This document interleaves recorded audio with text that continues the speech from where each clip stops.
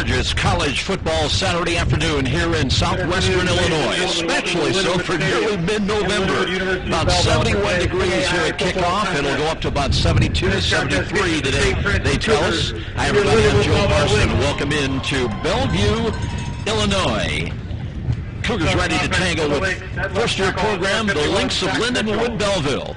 Lynx are not your typical startup football program. They are 4-5 this year, and that's even after losing 3 straight ball games coming into today's regular season finale. And 2-2 here at Lindenwood Stadium. Belleville lost on this candy cane field 27-0 2 weeks ago to visiting Valley City State University of North Dakota. This is a $2.5 million stadium renovation. They renovated to field turf, but it's not your traditional green. The field is divided up in alternating 5-yard strips of maroon and silver, so it is something to see. Cougars, meanwhile, earned a share of the 3-way tie for the MSFA Mid-East Championship with its 21-0 shutout over Taylor University last Saturday. The USF defense led the way with 4 interceptions, paced by Corey Stamps with 3 picks, including a 38-yard touchdown return for a touchdown. St. Francis comes to Illinois today looking for its 4th straight victory and looking also for a final tune-up before the NAIA playoffs begin next weekend. And we expect that St. Francis may have a home game next Saturday. We'll tell you more about that. Tickets will be available during the week, and we'll wait a little bit later on during the game and the broadcast to bring you some of the specific details about ticket availability for next Saturday's anticipated home playoff game. Meanwhile, we'll be back to Lindenwood Stadium after timeout. Coach Kevin Downley will join us when our pregame presentation continues. This is Cougar Football on Redeemer Radio, Catholic Radio, AM 1450. Okay, kids, we're off and running.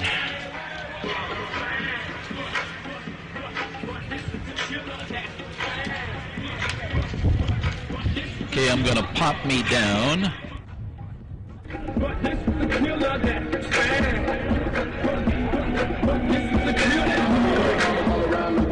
Shake that if you a nasty girl. Back that let's go play juvenile. So it's get some titties like girls gone wild. I want to see you in the nude. You can keep on your eyes, your shoes. So follow me down the yellow brick road. When the kids go to see that. Shake that, hey, have me out in the club with a heart, it drop like this. If you want to make the money, try to work this. Put a hump in your back and lift you up. 2 or 3 points there with your best friend. You must be on the time, ain't work out play right here. So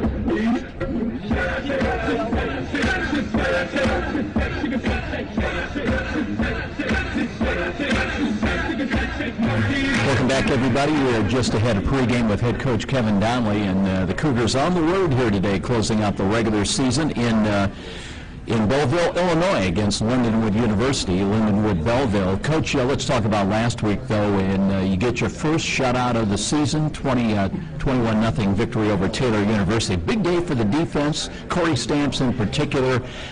Just one of those memorable days for that young man with 3 interceptions. Your team had 4 on the day. He had one including a pick 6, 38-yard interception return. Big day for the defense, and nice to get that first shutout. Yeah, it really was. You know, our first defense hasn't been scored on since Marion. You look at the progression of what's happening in there. I think the secondary is just improving tremendously. Randy Wolf is back this year coaching the secondary. He was away for a couple, 3 years, and he's really got those kids playing well. I mean, we had a lot of injuries preseason with Humphrey and Galloway and Hathaway, guys we were counting on in the secondary. I mean, Corey Stamps, we were thinking about moving on offense in the spring. Glad we didn't, because he's just playing exceptional. He and Taylor Brown, and Richardson had a pick. The Tabor kid's doing good back there. So we're playing well. We're starting on top. We're staying on top. We're playing downhill fast and run support. Then you look at the progression at the second level. We're starting to get healed up a little bit, minus Justin Moore is questionable this week with a possible concussion. But Caldwell's starting to get healthy, and Terrell's starting to get a little healthier, and Dunham. So we're playing better at the second level. And then you look on the outside. Devin Rush is just playing unbelievable football right now. He's everywhere. Green, Norman doing the same thing. And defensive line, I think we've been pretty solid and steady all year. I mean, Bush is a little gimpy right now. He's questionable. but everybody else should be in good shape. You know, and you mentioned Taylor Brown. I think he had 19 tackles last week, so he's really coming into his own also. And but this was a hard-hitting game against Taylor. He had a number of guys coming in and out of the lineup limping, and Colin Carmen was one of the most severe. How about an update on his status for today's game? Well, obviously this is being aired Saturday, and I won't know until after this interview. We're hoping that he'll be able to punt. I guess Dr. Hicks thinks it's a little different punting the ball than it is kicking off. Probably not going to be able to kick off, but we hope he can get the punting chores taken care of. What was the other question? I forgot. Who else did he make? Tony Moore should be back. I don't know if he's quite full strength yet. Kevin Bush, we're still game day there, and then Juarez with the concussion. But the contact level of that defense right now, I mean, those kids are really flying around the ball and hitting people. So they're sore on Sunday and Monday. It takes them a little bit to recover. Let's talk about the Lynx. And, when the schedule first came out, Coach, I got all excited. I thought we're going back to Lindenwood St. Charles, where 2 years ago Shane Tierney just played out of his mind and had one of our finest playoff victories ever. And then I read the fine print. It's Lindenwood, but I guess it's a regional campus, Belleville. But it's not your typical first-year program either. You're starting football. They got 4 wins. They've got about 3,000 students, and they've got a football field that a lot of people have termed the candy cane football field of the NAIA Barber Pole. It's striped with maroon and silver stripes every 5 yards. It's going to be quite an experience. That it will. Hopefully we can maintain focus and not get mesmerized, hypnotized, whatever, by the field. But, we had 5 games going in the convention last year, and we picked up William Penn down there, and the next one I ran into was Lindenwood out of St. Charles. And they're going up into Division II now, and they have unbelievable facilities and so forth. I think their goal is to be, Division I. And they wouldn't play. And then I found out, here's another Lindenwood, and this is one of the McKendry assistants. The offensive coordinator took this job. So we called him, and he said, well, he'd like to just see where they are at the end of the season. They've had 2 weeks to prepare, so it gives them opportunity to heal up and prepare well for us. But they've got talent. They've got some players. They've got a guy on the roster who was on our roster a couple of years ago. Never played, but he was a junior college player. Their middle guard / defensive end, Felipe Phillips, is a heck of a player. He's about 6'5", about 265, runs like a deer. So they've got some folks, but they're young. They've got just enough transfers to make them competitive, and then you can tell they're young athletes, and they run very well on defense. Had some injuries on offense, but again, 2 weeks to heal, maybe they'll be back. So hopefully we can not get hypnotized by the candy stripes and play a good game. Coach Kevin Donnelly with his take on the assignment, the road assignment to wrap up the regular season here today in Belleville, Illinois. Coach Donnelly comes in his 15th season. His Cougars are ranked number 6. They're 7-2 overall, 4-1 with a share of the Mid-East League Championship this year with St. Xavier and Marion. On the road, the Cougars this year are 3-1, at home at 4-1. Coach Donnelly with 261 career coaching victories. We'll be back with more of our pregame presentation. Don't forget the coin toss. Bill Scott will join us here today. He'll be down on the field as well when we return to Lindenwood Stadium. This is Cougar Football on Redeemer Radio, Catholic Radio, AM 1450.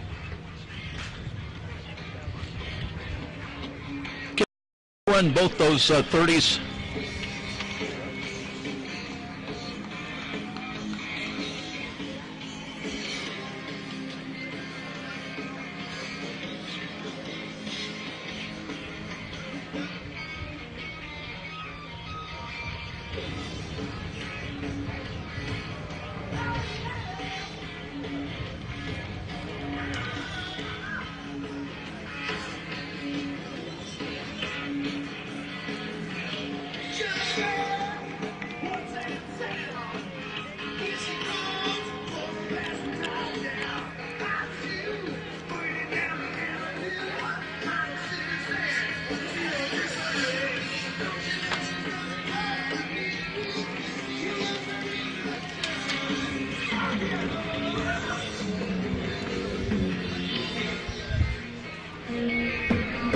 back in Millville, Illinois. I'm Joe Parson. Glad you could join us. Bright sunshine, not a cloud in the sky here. We're about 25 miles just across the Mississippi River from St. Louis and getting ready for the regular season finale. Once this game is over with tomorrow, the final rankings will come out, we're told, around 2 o'clock, and by 4 o'clock the pairings, the first-round pairings will be released. And we should know exactly if St. Francis will have a home assignment and against whom. And if that comes about, it would be a 12 noon kickoff next Saturday at Darcy Stadium. By the way, let's just tell you that tickets will be available at all the 4 Penn Station locations, and you can get a couple of $1 discount on those tickets in advance of game day, $10 at the Penn Station locations in Fort Wayne, all 4 of them. And then at the door on Saturday, they'll be $12, so you can save yourself a couple of bucks with an early purchase. And more details coming out certainly once the pairings are announced tomorrow. 71 degrees here at kickoff. The big factor is going to be the wind, as out of the south, this field is laid out south to north, and it is a jet stream, 20 mile an hour, gusting upwards of 30 miles an hour. So when you're moving left to right, the wind will aid you, and when you're working right to left, it will be a big detriment. If you can hear this game, it is thanks to our communication sponsor, Dr. Todd and Mary Briscoe Family Dentistry. Their generous financial support helps make this Redeemer Radio sports broadcast possible. Need emergency dental care? Call Dr. Briscoe at 260-486-9950. That's 260-486-9950. At the twilight's last gleam, whose broad stripes and bright stars through the perilous fight o'er the ramparts we watched were so gallantly streamed, and the rockets' red glow, the bombs bursting in air, gave proof through the night that our flag was still there. Oh, say does that star-spangled banner yet wave o'er the land of the free and the home of the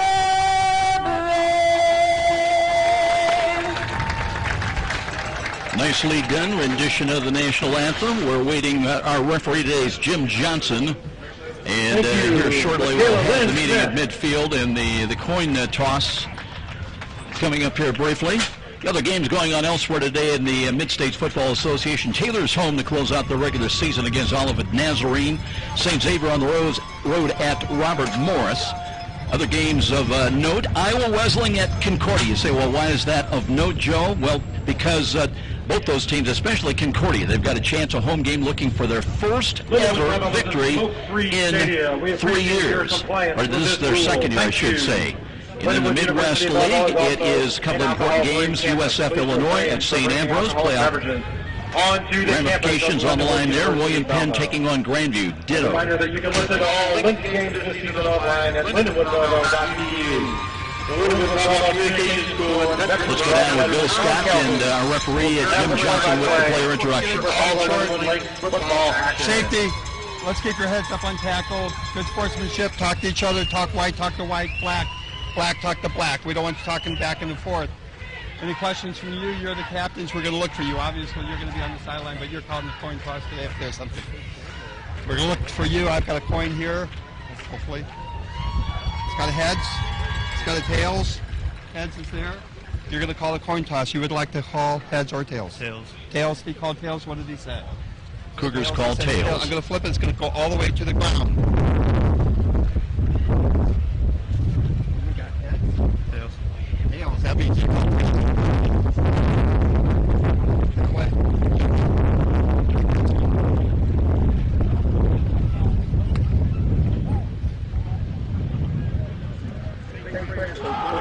Looks like St. Francisville has won the toss. Joe, the Cougars did win the toss. They'll be defending what I believe is the south end zone.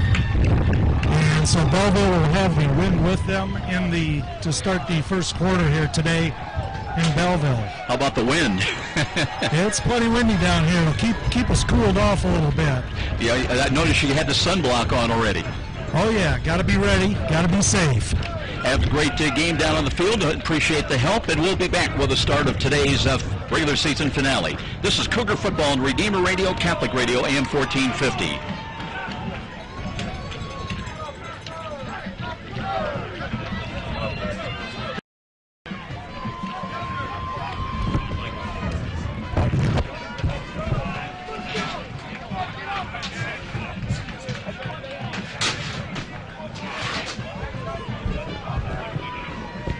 Officials for today's contest, our head referee is Jim Johnson. Our back judge is Chad Davis.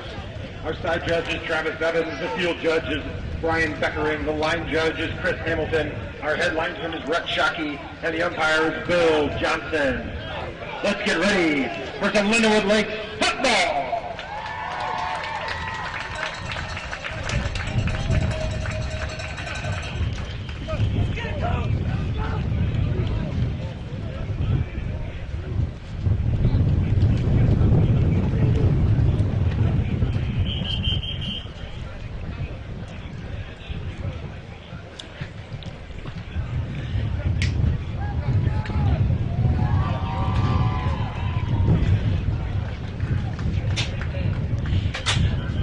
Joined us just in time, ready for kickoff here in Belleville, Illinois. Cougars will get the ball moving from right to left. Austin Coleman leading the MSFA, averaging 30 yards a kick return, 2 touchdowns. Here's a ball going near side, and it will kick out of bounds inside the 5, and that'll be a penalty. It'll come out, and let's see if Cougars have the option of making Marie kick, or they'll take the ball upfield. Let's see what Kevin Daly elects to do.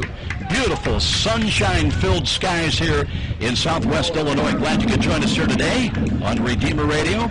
71 degrees at kickoff. The Cougars will take the ball 1st and 10 at their own 35-yard line. Quite a sight, this field laid out. Some have called it the candy cane field of the NAIA, alternating 5-yard stripes of maroon and silver. Cougars with the ball, and it'll be David Yoder that opens at quarterback here this afternoon. Antoine Campbell is the running back. They'll open up from the left side hash mark. And getting ready for the first snap of the ball game. And Yoder taking a lot of time here. Play clock is down. They hand the ball off and a run left side across the 40 to the 41-yard line. That'll be a pickup of about 6 yards on that carry. Antoine Campbell getting the carry. That's his 179th rush of the season. Comes in just 50 yards short of 1,000 yards for rushing this season. Up in the slot left side is Akeem Kelsaw. That was a gain of 6, second 4. Yoder again starting today at quarterback. He's completed 58% of his passes, 75 of 129 for 974 yards. Rolls to his right, passes in the flats, got Kelsaw, and is brought down after a short gain only up to about the 42-yard line. So that'll bring up 3rd down and about 3. Cougars this year on 3rd down situations are among the best in the nation. They're, in fact, 62 of 118 for 53%. That is, in fact, number 1 in the Mid-States Football Association. Last week against Taylor, though, they were 5 of 13 for just 38%. Now trying to move the ball to the 5-yard line. Yoder out of the empty backfield, 3 wide to the left, has the snap, looks right, steps up, pumps the down, and goes complete. And that was Campbell coming out of the backfield. And he's got the first down catch up around the 48-yard line. They'll move the chains as Campbell had 3 catches last week, and that topped the Cougars on the receiving end of things. 3 catches for 31 yards. That's his 9th of the year.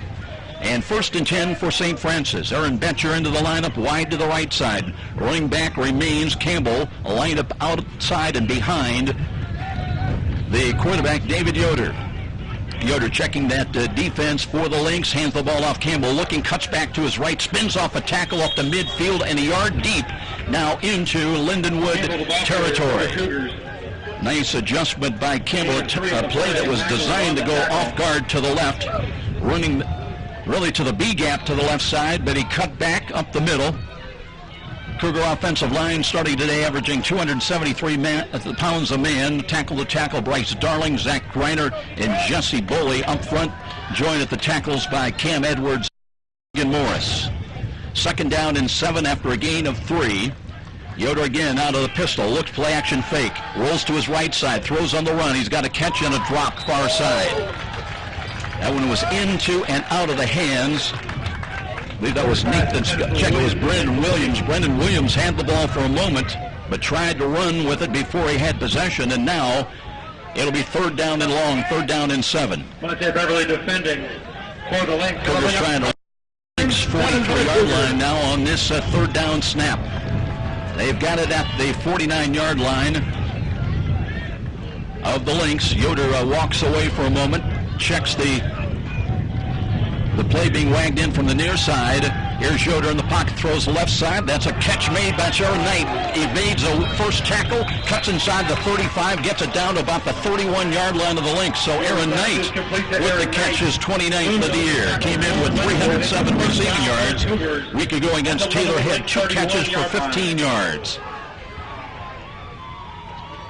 So the Cougars have twice executed in this opening drive on 3rd down. Now with 12:51 remaining in this first quarter, opening series of the ball game, no score, and the Cougars move from right to left. Yoder again with the snap, looks on the draw, hands it off. Campbell cuts to his right, steps out of a tackle initially, and brings it inside the 30 down to about the 27. Let's see where they're going to spot him. They may give him another half a yard. Very close to the 26-yard line. On the tackle for the Lynx. After a gain of 5, it's 2nd down. They'll call it a pickup of 5. And the Cougars methodically marching downfield now. Colin Harriff into the game. He's wide. It's 2nd down and 6. Yoder again out of the pistol alignment. Short drop. Looks left, throws left, and in and out of the hands. Reaching forward was Akeem Kelsaw. It'll be interesting to hear from the players. They were talking about the adjustment necessary by teams coming in and playing on this field for the first time, because it's very different from your traditional green surface, and it can change the perception for teams coming in, when, especially when you're on the field and looking downfield. All you see is basically red and white stripes. Now it's 3rd down and 6. And once again, up on the wing to the left side is Kelsaw. Wing right is Campbell. And Yoder has the snap again, gives ground, looks left, looks, now checks off, looks to the right side, and that one is in and out of the hands, a little crossing pattern intended for Harriff, but it'll bring up 4th down now with the ball at the 26-yard line of the Lynx. Lynx, as we mentioned, come in, they've lost 3 straight ball games, but nonetheless in their opening year, not bad for head coach Jeff Fisher in his first year. They are 4-5, and on this field, 2-2. Cougars are going to roll the dice and go for it on 4th down. From the 26, and they've got, again, 2 wide to the right. Here's a roll to the left side by Yoder, looking, throws, and he's got a catch. There's Austin Coleman inside the 15-yard line and bumped out of bounds on the near sideline. Yoder's pass to Austin Coleman is complete. So Coleman has got the 1st down, and let's see where they're going to give him progress to while they move the chains. It'll be 1st and 10. The Cougars continue to possess the football, and they'll have it at the 15-yard line, 1st and 10. Cougars playing fast out of the no-huddle offense. Off-tackle run to the left side, and bringing it further out is Campbell, and being pushed out of bounds somewhere inside the 10-yard line. Magdalene on the tackle. We are very low to the playing surface. Gain of 6 on the play. And very close to the field, so to our left, very difficult to see. That is, they're going to spot that ball at the 9-yard line. That'll be a gain of 6. And it'll bring up 2nd down, and let's call it a short 4. So the Cougars can't down without scoring. They go on the goal line offense. That brings Andre Turner into the ball game. Little motion. Now they reset Campbell in the eye. Cuts back and hit and dropped. So let's see if he got back to the line of scrimmage. That'll be a loss. Turner's story had 1 carry only last week, good for a 5-yard touchdown. Oh, the wind has struck. Lost yards. Meanwhile, we're back to live action, 3rd down and 4. And a run up the middle this time inside the 5. That looks like that'll get St. Francis at least a 1st down and 1st and goal here. As we try to gather ourselves up, you got to have everything battened down here today. Christian Cabinets on the tackle for Lindenwood. It'll be 1st and goal from the 3-yard line. 1st down, goal for the Cougars. Again, Turner stays in at fullback and the goal line set. And this time, here's a pitch to the right side. Turner trying to break it and turn the corner, and he'll run into the end zone from 3 yards out at the 10:27 mark. So the Cougars got a 65-yard drive, opening drive, and had a 4th down conversion to boot in the mix. And at the 10:27 mark, the 6th-ranked Cougars break on top, 6-0, and Andre Turner running it into the end zone. And for Andre, that will be his 8th rushing touchdown of the season. Emerson Ebers on to attempt the extra point. Here's the hole. Right-footed kick is on the way. End over end and on the way, and it is good. And a 7-0 lead for St. Francis on the opening drive. And we'll be back to Lindenwood Stadium. This is Cougar football on Redeemer Radio, Catholic Radio, and 1450. The point after is good. Our score, St. Francis 7, Lindenwood 0.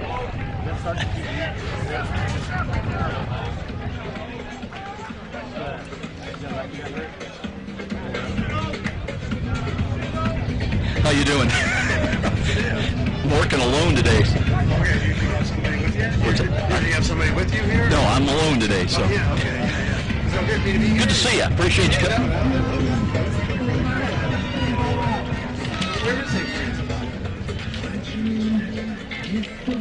Welcome back, everybody. Joe Parson with you on a sunny afternoon here in Belleville, Illinois. We're still trying to adjust some of our paperwork that got blown away. I want to remind everybody the weather in Indiana can be challenging. Now you know what's ahead with staff meteorologist Jennifer Naramore. Tune in mornings from 6 to 9 a.m. for the Sunrise Morning Show with weather forecast twice every hour and then regularly throughout the day. That's weather forecast you can count on Redeemer Radio, Catholic Radio, AM 1450. Cougars on top here at 7-0. They'll kick it away from right to left. And Lindenwood will in, but interesting that St. Francis and David Yoder starting again, just to give you the update. And here's a low line drive, bounding ball that's picked up inside the 35-yard line. A run to the left, and that's good field position as a return all the way across the 40 up to about the 45-yard line. So Lindenwood will get the ball for the first time here this afternoon, trailing it at home at 7-0. And we'll see who the starting quarterback. They've had some injuries this year. Jake Allen with the tackle for the Cougars. It'll be first. Allen credited Jake Allen with the tackle on that kickoff. Noses the football just inside the Lindenwood 45. So it'll be 1st and 10 for the Lynx. Looks like it'll be Matt Marler will start at quarterback in formation. And we'll see if it's going to be Cameron Harris as the running back. But very good field position for the Lynx on this first snap from scrimmage for Lindenwood. And here's a ball and a look, and they throw, and that's a catch at midfield, and quickly running into Cougar territory to the 43-yard line. So they get it. Maxwell on the reception. On the catch that time, Willie Maxwell, who's tied for the lead in catches. That's his 20th of the year. Came in with 335 receiving yards. Led him 2 weeks ago against Valley City with 3 catches and 32 yards. But they were shut out in that ball game by a 27-0 count. Again, they'll spread the field 2 wide to the left, 2 wide to the right. On the right slot, that's Willie Maxwell once again. Cougars will check their defensive alignment here momentarily. Right now they've got 3 down linemen as Marler looking, dances, throws to the left. That ball is batted in the air, nearly intercepted as the Cougars had double coverage back there inside their 15-yard line. And nearly Keith Lewis with a chance for an interception. Cougars come in defensively with 16 sacks, 10 interceptions. They had 4 of those last week against Taylor. And Corey Stamps, one of those games that he'll remember for the rest of his life. He had 3 interceptions, one of them a 38-yard interception for a touchdown. Now it's 2nd and 10. Lynx have got the ball at the St. Francis 43-yard line. In the early lead at 7-0. Now two protectors in either side of Marler. Marler with two wide to the right, one wide to the left, looks to hand the ball off. Here's a cut back to the right. There's running room, spinning off a tackle inside the 40, and they'll be short of a first down at about the 35-yard line of St. Francis, as getting up with that carry Cameron Harris, who had 59 yards on 21 carries 2 weeks ago against Valley City State. He comes in with 744 rushing yards, and now the Lynx will face third down and a short 3.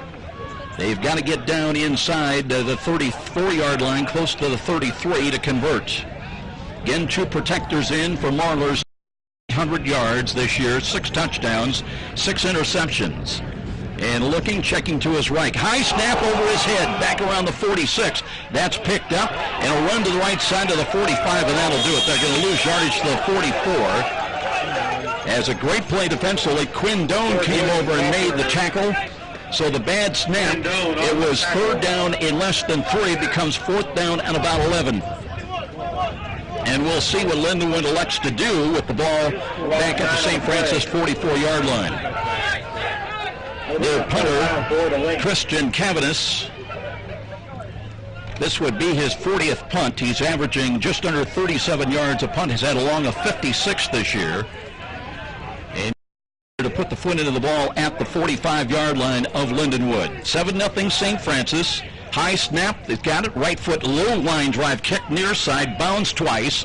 That's taken by Knight. Stop and go, move to the left. Gets to the 15, 20, cuts back middle of the field, and brought down from behind after he brought it out close to the 30, maybe the 31-yard line of St. Francis. So the Cougars, after getting up that return that gave Lindenwood very good field position just short of their 45-yard line, but now St. Francis has its second possession of the ball game, 1st and 10, and it'll be St. Francis ball at the Cougar 32-yard line. In playoff pairings, the final rankings coming out sometime around 2 o'clock tomorrow afternoon, and the assignments should be more around between 4 and 5. Here's Schroeder looking to hand the ball to Campbell, and he's immediately hit.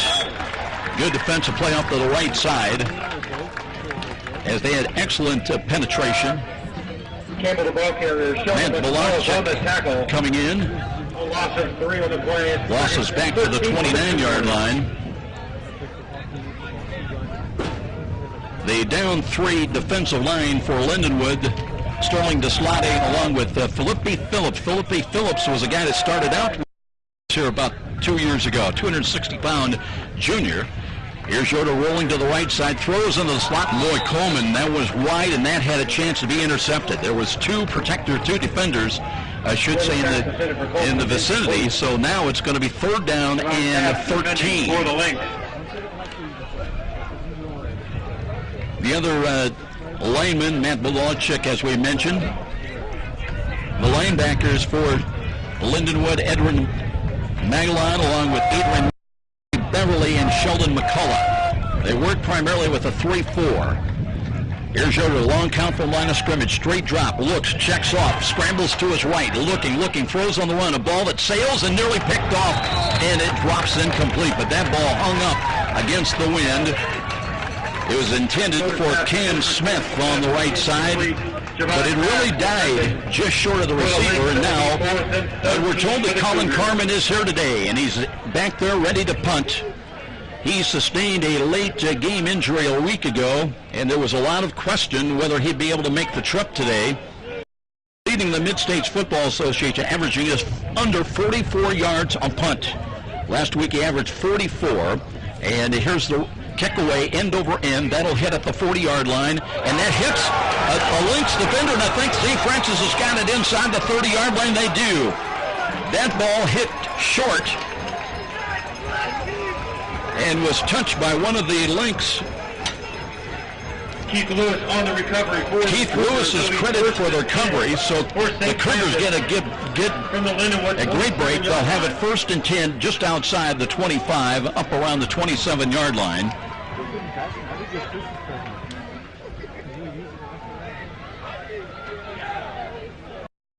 And a great opportunity for St. Francis to add to their 7-0 lead. Yoder stays in at quarterback. He'll start from the left side hash mark.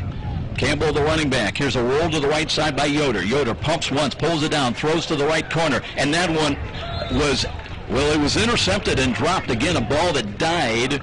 When you're throwing the out pattern to the right side, that is almost directly into the teeth of the wind. That was intended for Cam Smith once again, but again it died. Lindenwood, a ball that was in their hands, but they drop, incomplete. 2nd down and 10. Coleman in, and he's up on the slot to the right side. To the left, up on the wing to the left side is Akeem Kelsaw. Yoder taking time. Play clock is at 11, so he's got time to check that Lindenwood defense. Now he's ready. Takes the snap again. Hands it deep. Here's Campbell with a run up the middle. And tripped up, but still driving inside the 25 and down to the 20. And they give him another yard or so inside the 19-yard line. That'll be short of the first down by about 2 yards. So 3rd down and short, and obviously 4-down yardage area for St. Francis. You didn't even talk to me about it. They do bring in a left side. Seth Stewart comes in tight to the right up on the wing, and Turner trying to go off tackle to the left. Got maybe about a yard. Let's say pick up to about the 20, or I should say down inside the 20 to about the 18-yard line. So they did not convert. It'll be 4th down and 1 as St. Francis trying to keep the drive alive and add to their 7-0 lead. Clayton Smith is checked in, and he is tight to the left.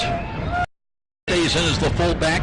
Left half is Antoine Campbell. They give to Campbell, cuts back and dives, drives down to the 15-yard line, and he'll have it 1st and 10 for St. Francis again at the Lynx 15-yard line. We mentioned Campbell came in with 950 rushing yards, 9 rushing touchdowns. That's the lead in that department for St. Francis. Cougars today trying to get their 4th straight win and complete the regular season if they can get the win here today on the road at 8-2, headed to the playoffs next week. Stewart stays in. He's up on the right side. Same goal line set with Yoder under center. Now looking, he's got Stewart in motion.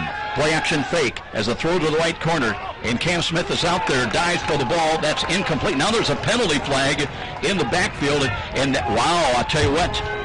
You got one of the, it's Felipe Phillips that got into the face of the referee who whistled. I think that's a roughing the passer call coming up against Lindenwood. Jim Johnson, our referee today. Personal foul against Lindenwood. And that'll be half the distance to the goal. Ball right now at the 15. They'll walk that off. That is the first penalty of the day against either team. Looking at penalties, Lindenwood coming in averaging 59 yards a game in penalties. Half the distance to the end, to the first down. 2 weeks ago here against Valley City State, Lynx had 7 penalties for 78 yards, so it'll be a new 1st down, 1st and goal from the 8-yard line for St. Francis. They got on the board on a 3-yard Andre Turner touchdown run. With 5:33 remaining in the opening quarter, trying to take a 7-0 lead. Straight I formation now with Yoder under center. Ready to take the snap from Bryce Darling. Hands to Campbell, trying to go off tackles. Got some room, running, and he'll run into the end zone as he got to the outside. And a run of 8 yards by Antoine Campbell. So the fumble recovery by Keith Lewis pays dividends as the Cougars, with 5:21 remaining in the first quarter, get an 8-yard touchdown run by Antoine Campbell, and they'll take a 13-0 lead with Emo Eberon attempting the extra point. Came in to today's game 32 of 39 on extra point conversions. His first conversion of the day gives him 42 points on the season. And here's a tailing ball to the left side, but he got it inside the left upright okay. And the Cougars' lead grows to 14-0 with a timeout here at Lindenwood Stadium. And this is Cougar Football on Redeemer Radio, Catholic Radio, and 1450. How you doing? Good. Any trouble finding the... Well, not too much. There was a tremendous amount of traffic, though. It took me an hour. Is that right? Yeah. Did you come? Well, I came in from the airport on 70, and then they routed me through East St. Louis. That was interesting. Yeah. So, and I Yeah, I got messed up in that. And, man, it took forever. And I got hit, stuck again. Yeah, so, yeah, that's good.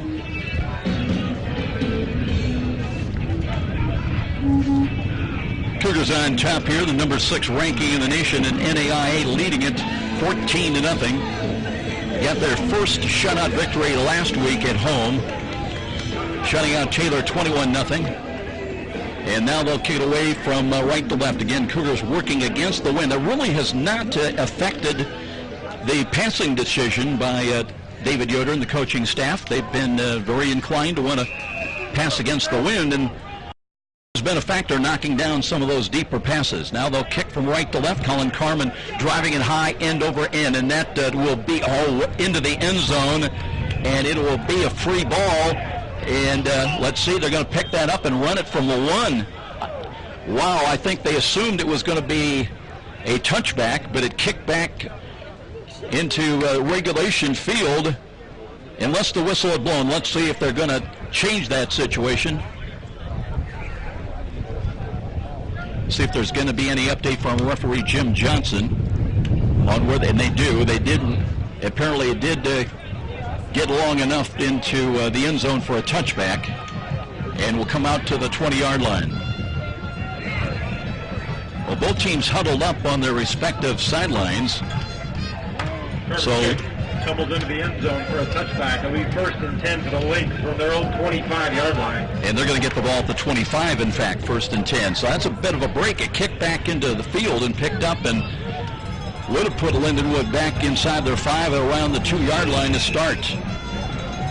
Looking at that offensive line for the Lynx, they averaged 3-man. They start 8 freshmen. This is a first-year program, and Cougar fans of length a long time can remember 15 years ago when that was St. Francis. Here's Lawler looking for a screen. He's got a wide open catch at the 20 to the 25-30, and a run across the 40-yard line all the way up to across the 45 to the 46.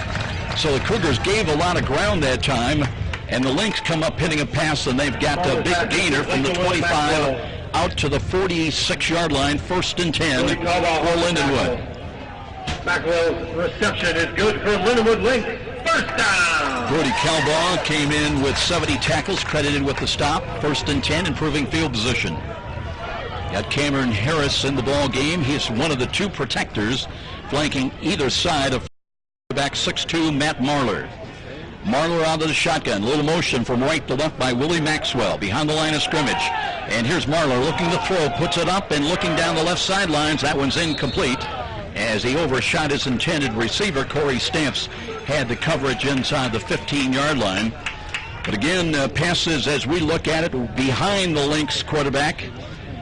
They'll benefit with extra yardage, not so much when you work right to left here today. For the Cougars, it'll be incomplete pass, stops the clock with 4:51 remaining in this opening quarter. Lynx completing their inaugural season here today. Maxwell in wide to the right. Now is Marler under center. 2nd down and 10. There was movement defensively. Now they check off. The play clock is down to 6. Marler may be calling an audible. Looking back and now under center. Has got the snap. Looks to hand it off deep and a run up the middle. Not much there. Defense was there, and that was Brody Calbaugh territory as he came in and stuffed the would-be carrier up around the 46-yard line. Call it maybe a gain of about a half a yard. 3rd down and long. They've got to get to the St. Francis 44-yard line to convert. On 3rd downs, Lindenwood just 35%. They were just 2 of 13 here 2 weeks ago against Valley City State for 15%. Again, Maxwell right side. Alan Richardson has the coverage, comes up, well, plays off about 8 yards.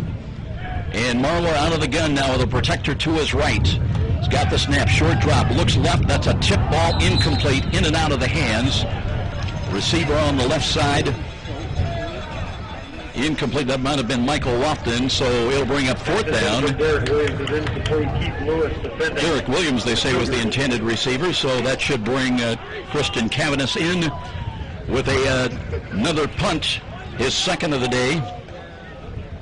2 weeks ago here he had 4 punts against Valley City State, had a long of 52 yards. He's got the wind behind him. Aaron Knight in punt for St. Francis, standing inside the Cougar 10. Here's the snap. This time he's got it. Rugby style, low line drive, near side kick. And trying to hit the coffin corner, goes out of bounds. Somewhere inside the 15, around the 12-yard line is where St. Francis starts their third possession of the ball game with 3:55 remaining in this opening quarter. Cougars on the board twice already here on the road. An Andre Turner 3-yard touchdown run, and then after a fumbled punt recovery by Keith Lewis, gave him possession at the Lindenwood 27. That set up an 8-yard touchdown run by Antoine Campbell. Emerson Eber twice with conversion kicks. 14-0 Cougars. Cam Smith into the game, wide to the right side. Up on the slot is Coleman.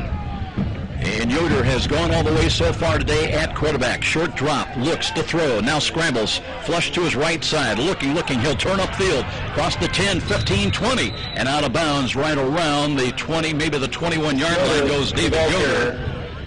Yoder, his 21st scramble run of the season. He has scored one rushing touchdown this year. Let's take a little closer look at his production through the air. As we mentioned, leads the Cougars passers with 974 passing yards. That's number 9, in fact, in the Mid-States Football Association. And now looks to hand it off, and there's a cut to the left side, not much there. Kyle Mathewson, I believe, in to run the football in this third possession. So that run, that previous run by Yoder was short of the first down. It was 3rd down and 3. And they'll spot the ball right at the Cougar 20-yard line, and it'll be 3rd down. 3rd down and still in half. Yoder checking out of the pistol lineup. Short drop, wants to throw again, muscles that ball in and out of the hands of Cam Smith. So the Cougars will have to kick the ball away. Incomplete. It'll bring up 4th and 3. And Lindenwood should get very good field position out of this Colin Carman kick coming up. Derek Williams on punt returns has got 2 this year. He waits back at the 35-yard line of Lindenwood. Carman waiting at the Cougar 5. Got a good delivery on the snap. Low line drive kick, bounce straight high, takes a bit of a Cougar bounce upfield to midfield and into Lindenwood territory, but only down inside the 48-yard line. So the Lynx, again, with very good field position, they trail it going home 14-0 with 2:52 remaining in this opening quarter. Some of the other matchups today, as we mentioned, in this regular season final Saturday in the Mid-States Football Association. Taylor home today to Olivet Nazarene. St. X on the road at Robert Morris up in Chicago. Iowa Wesleyan on the road at Concordia. So the Cardinals with a chance to get their first win ever in 2 years. In the Midwest League, playoff ramifications on the line when USF tangles USF Illinois, that is at St. Ambrose today, and William Penn at home taking on Grandview. So here come the Lynx once again. Just short of midfield, 1st and 10. 2 wide to the right side. 2 protectors flanked either side of Marler. Looks to hand it. Now that play action fake. They throw near side, and that ball is in and out of the hands of the intended receiver near side. And that was intended. Yoder's pass intended for Harvey Benford is incomplete. Got to take a look at another roster. They had the one we were handed only by, it's Harvey Binford, the intended receiver. The other one is by alphabetical. That doesn't help you much when you're looking for numbers. So 2nd down and 10. Clock stopped. Ball with 2:47 remaining in the opening quarter. Marler directing traffic again. Now he's going to work under center. He's got a straight eye set up behind him. Cougar show blitz defensive right side. They give it to the up back. That might be Lofton getting the call. He'll get maybe a yard and a half, maybe 2 yards only, right up the midfield. So the clock will run inside of 2.5 minutes before this snap of the football. Antoine Davis, the ball carrier. No, Antoine Davis in there, another freshman 200-pounder. Matthew Smith had 2 carries a couple of weeks ago for 6 yards and 131 on the year coming in. So it's 3rd down and long. Lynx trying to get the ball up to the 42-yard line to get a new set of downs to work with. Marler is going to bring a protector back, flank to his right now, maybe wanting to reposition him. Play clock is at 5 and waiting Here's the snap. Barlow's short drop looks to the left. High ball. That one is caught and then dropped for a moment. It would have been short of the first down. Stamps had some of the coverage on the far side, on the Lindenwood side of things here. And a fourth down call coming up for Lindenwood, and they'll bring Cavanis in once again to kick the ball away. It'll be 4th and 8 for the Lynx. Cavanis, one of those rugby style of kickers, at least so far with what we've seen here today. Kind of runs up to his right and then has been trying to look for the coffin corner with low line drive kicks to the near side. Let's see if he does it again. Then now they get some movement now behind the line of scrimmage. High snap. He rolls to his right, taking a look and does kick it. And it goes out of bounds inside the 20-yard line. Right around the 19 is where St. Francis will go to work offensively for their 4th possession of this opening quarter. They've got 2 touchdowns in the first 2 possessions. Turner and Campbell with rushing touchdowns. Now they'll take over with 1:24 on the clock. 1st and 10, and they mark that ball back at the USF 18-yard line. Campbell back in there. Antoine Campbell as the running back. And Yoder, the 6'3 junior quarterback, 194 pounds. And here's a cutback by Campbell. Now carries tacklers with him across the 20 up to about the 22, maybe the 23-yard line. Campbell's got that gift of runners. Campbell, the ball carrier, is to go to the right after the handoff, but the hole was not there, so he cut back, and the ability, even though not all that big, a sophomore at 5'11", 203, but able to drag tacklers for the gain of nearly 6 yards. Let's call it 2nd down and a long 4. Kelsaw comes in. He's up on the wing to the left side. Here's a handoff again, and dancing up the middle. Running room is there, and to the second level goes Antoine Campbell all the way across the 30 about the 30. Well, they're going to say the knee hit up around the 32, maybe the 33-yard line. So Campbell now with back-to-back carries and improving field position for St. Francis as we're down inside the final minute of this opening quarter. 14-0 St. Francis. As Yoder again out of the pistol, has the snap, looks to Campbell for a 3rd straight carry. He's wrapped up from behind, carries tacklers to the 40, and knocked down. They try to strip the ball, gain tackling, and it'll bring up 3rd down. And let's see if the Cougars will run a play. We're down to 17 seconds, and looks like they're going to be content to let the 2nd and 3 for St. Francis clock to run out and not run a play before the end of this opening quarter. So after one here in Lindenwood, in Belleville, Illinois, Lindenwood-Belleville, the Lynx on the short end of a 14-0 score. St. Francis trying to make it 4 straight victories for the season. This is Cougar Football on the Road on Redeemer Radio, Catholic Radio, AM 1450. Our score at the end of one quarter, the St. Francis Cougars 14 and the Lindenwood Lynx 0. Okay, let's see where we're at here. And take a look on the east sideline, and you'll see Pyramid Electric. That wind blew all my... and Shelton Brand Construction as proud I did the weather. Of Lindenwood Lynx football.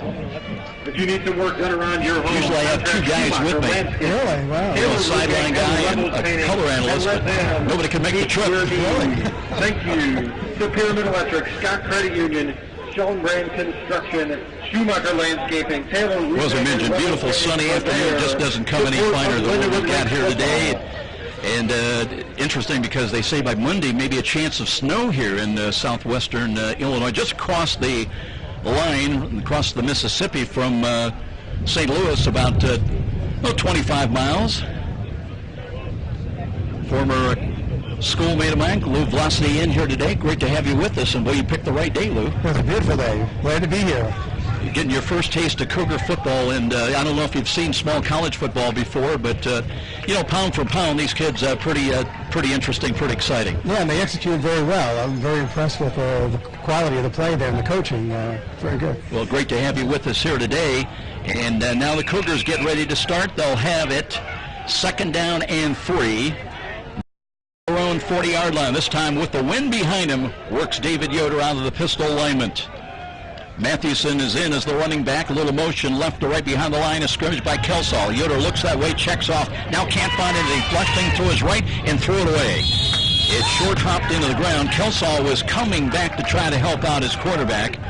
But that might have been a throwaway, and now to bring up 3rd down and a long 3.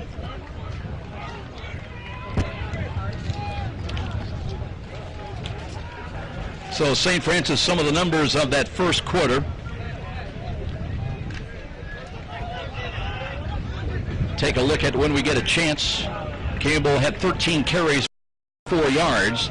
Good start for him, and now it'll be a run up the middle. Nothing there. Mathewson ran into trouble right at the 40. They'll spot the ball just across the 40-yard line. And, you know, Kevin Donnelly was talking during the week in particular about Philippi Phillips, the 260-pound junior nose man, and he was there again, so it'll be 4th down and still 2. With the ball at the 41, Cougars will go for it. Needing to get the ball out to just inside the 44. Campbell comes back in as the Knight is in wide to the right. That's the short side of the field, to the right to the near side. And Yoder barking out the signals. High snap and got through his hands, picks it up on the bounce, rolls to his left trying to buy some time and just threw the ball away. So the 4th down bid goes awry. And it'll be a stop on 4 downs for the Lynx, and they'll take over the football at the 41-yard line. So very good field position. Pass is incomplete. Yoder at least able to avoid giving up the sack. Pressure, it'll be a turnover on downs. There is a flag on the play. Penalty down on the, we did not have many penalties in that first quarter. Let's see what our referee Jim Johnson has discovered. Intentional grounding, decline, return. Well, they called it intentional ground. Now, Kevin Donnelly's about 5 yards out on the field, and he was saying he was out of the tackle box, my quarterback was, and he's talking over to the linesman here near sideline, but officials still conferring on that. The penalty, for what it was worth, was decline. So it'll be Lindenwood ball at the 41-yard line of St. Francis. Looking at penalties, there was just one in that first quarter. Lindenwood had 1 for 7 yards on that personal foul, the roughing against the quarterback. There'll be a spot foul, loss of down, turned over this way. Okay, so a spot foul and turned over. And Coach Donnelly still not real happy about what he's seen. Wants to talk to his old. One of the great things about where we're at today, this is the Cougar side of things. So we can look not probably 20 feet away from Coach Donnelly talking offensive unit. But now back to live action. It is going to be a Lindenwood football, their best scoring opportunity today. They trail at home here 14-0. Marler has started at quarterback and is in there now as he wants to throw. Scrambles to his left, will run, cuts to the 30 and slides down and hit from behind. Got down to about the 26-yard line. Marler rumbles his way for a 2-yard gain. Excuse me, a 4-yard Zach Bruce gain. in on the stop that time defensively for St. Francis. Caught him from the blind side, from the backside. Marler scrambles for 4 yards. He's carried 28 times coming into the ball game for negative yardage. And now he's going to have 3 wide to the right on 2nd down and 7. He'll Cameron Harris in as a running back protector to his left. Marler out of the shotgun, directing traffic. Play clock is at 3. He gets the play off, looks on the quick slant. That ball sailed over the hands of the intended receiver on there. Might have been Cameron Harris looking around a little bit late, but again, Marler was feeling the pressure. Incomplete. It'll bring up 3rd down and 6. So now it's 3rd down. Lynx have got the ball at the 27-yard line of St. Francis. They are going against the wind. Their field goal kicker, if you're looking ahead, Zach Morris, is 4 of 5 this year. He's got a long of 34 yards. Again, Harris in the backfield, offset to the left side, flank to the left of Matt Marler. Marler with the snap, hands it to Harris. Harris trying to cut back, steps out of a tackle. 25, 20, 15, 10, and he'll run into the end zone. Touchdown run by Cameron Harris, 7 yards at the 13-18 mark.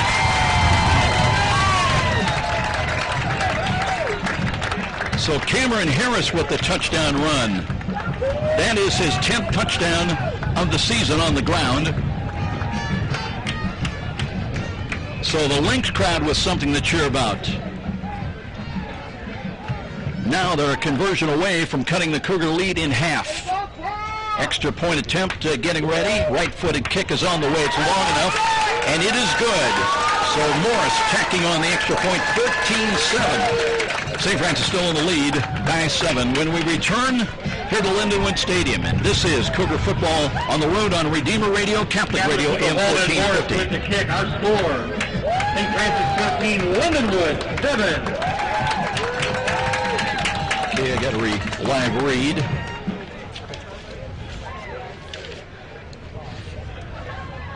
You ever hear from Mickey? Yeah, he ended up calling this morning. He's working on a big transaction, and he's pinned down. Got to make money, huh? Yeah.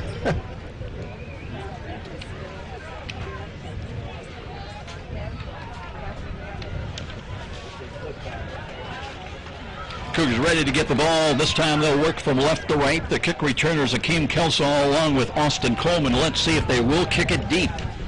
Coleman has been a threat all year, and he's a touchdown return from setting the all-time record in the NAIA career-wise.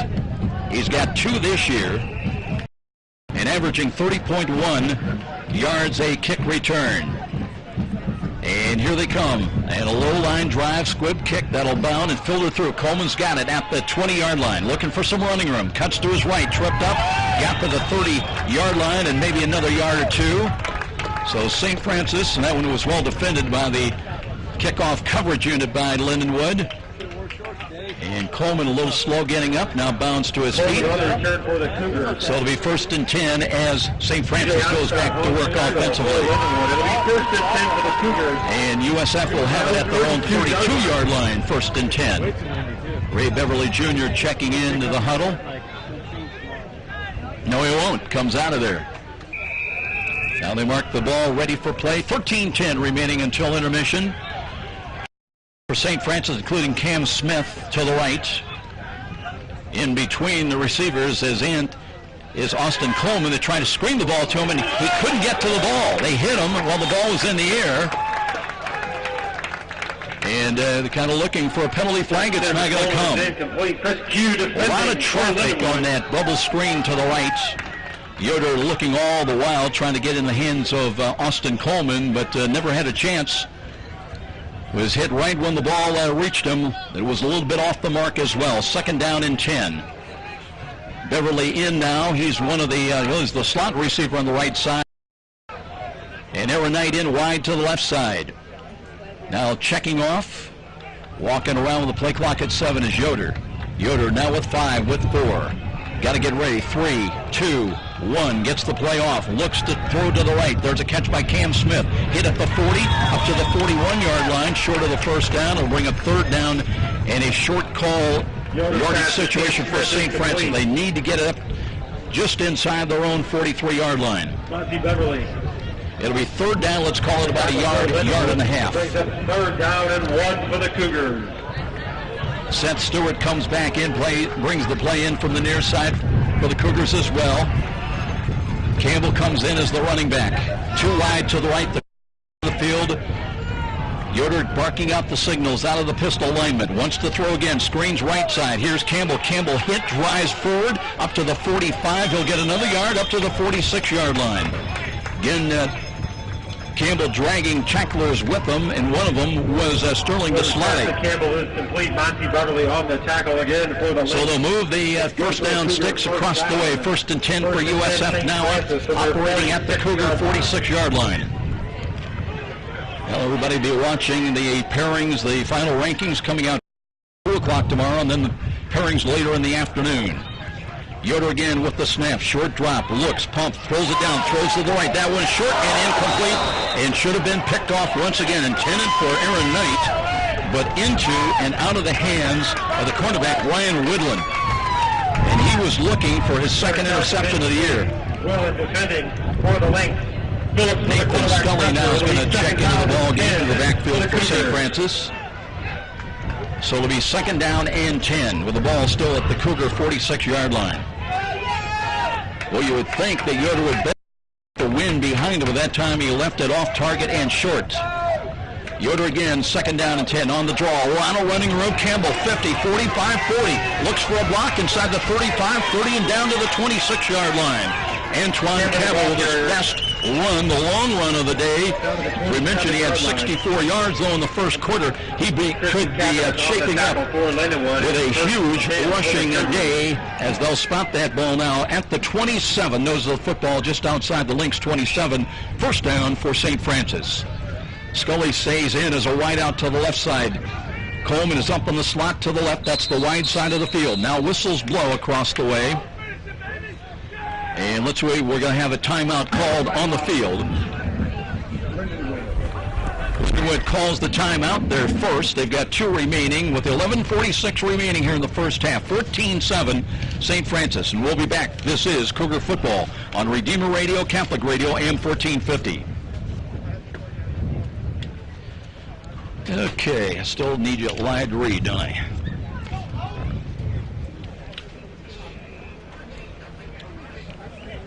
Well, you'll find out.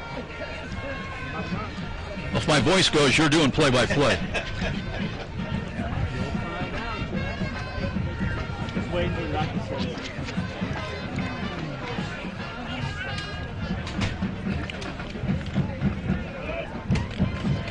Redeemer Radio is committed to keeping the truth and beauty of the Catholic faith. As a not-for-profit station, we rely on listener donations and prayers to continue our mission. We thank you for your continued support, and you can always make a donation to the station online by clicking on Donate Down. 1st and 10, St. Francis on the move once again, 1st and 10 at the 27-yard line. Well, Colin Carmen was a little bit questionable during the week after sustaining a leg injury last week. Other game, but here today. Also, we understand Justin Juarez was cleared. He had a concussion situation, but passed the baseline test yesterday, or Friday, yesterday. So both of those available for duty here today on the road. Here's Yoder dropping deep, looking, steps up in the pocket, throws in the middle, a wide open touchdown catch. That's Colin Harrop. Harrop for 27 yards at the 11:40 mark. And Yoder on the money that time, hit Harrop right on the numbers. So Harrop with the touchdown at the 11:40 mark, and just like that, St. Francis extends it, pending the conversion by Emma Eber, up by 14 once again.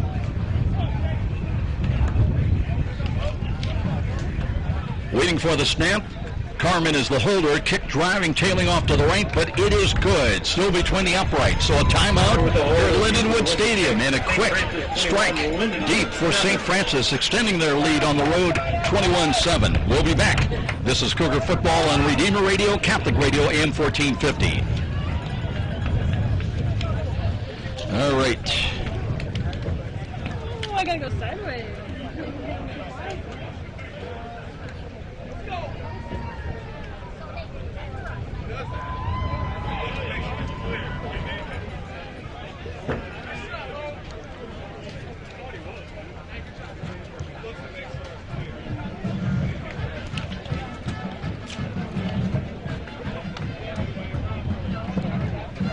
That touchdown pass by David Yoder, his 7th touchdown of the season.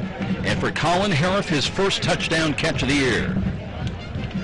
Well, the deep post was open, and on the money, Yoder hit Harrop in stride and an easy touchdown throw. So 27 yards on the toss at the 11:40 mark. And now Lindenwood trying to answer.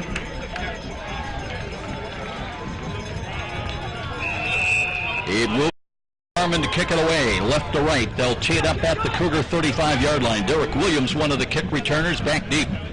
Driving kick, wind assisted, goodbye. That's over the field of play. It'll be a touchback and comes out to the 25-yard line of Lindenwood. You know, Carmen has been one of the most effective kickers all season long in the Mid-States Football Association. We mentioned he leads the MSFA in punting, averaging just short of 44 yards a kick, and has had a long of 74 yards this season. And when you can perform with those kind of statistics, that gives you a chance somewhere down the road to play on Sundays. But now Lindenwood will get an opportunity. They've got the ball 1st and 10 at their own 25. They've been lifted a little bit, their spirits, by a 27-yard touchdown run.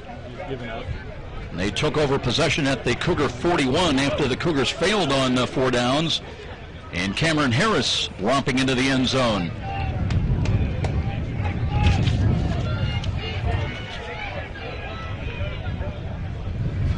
And let's see if Marler is going to stay in there quarterback. They Phillips at quarterback 2 weeks ago. He was 10 of 27 through the air for 117 yards. No touchdowns, 1 interception on the draw play action fake. Here's Marler buying time, throws near side. That one a little comeback sideline pattern catch at about the 36, 37-yard line.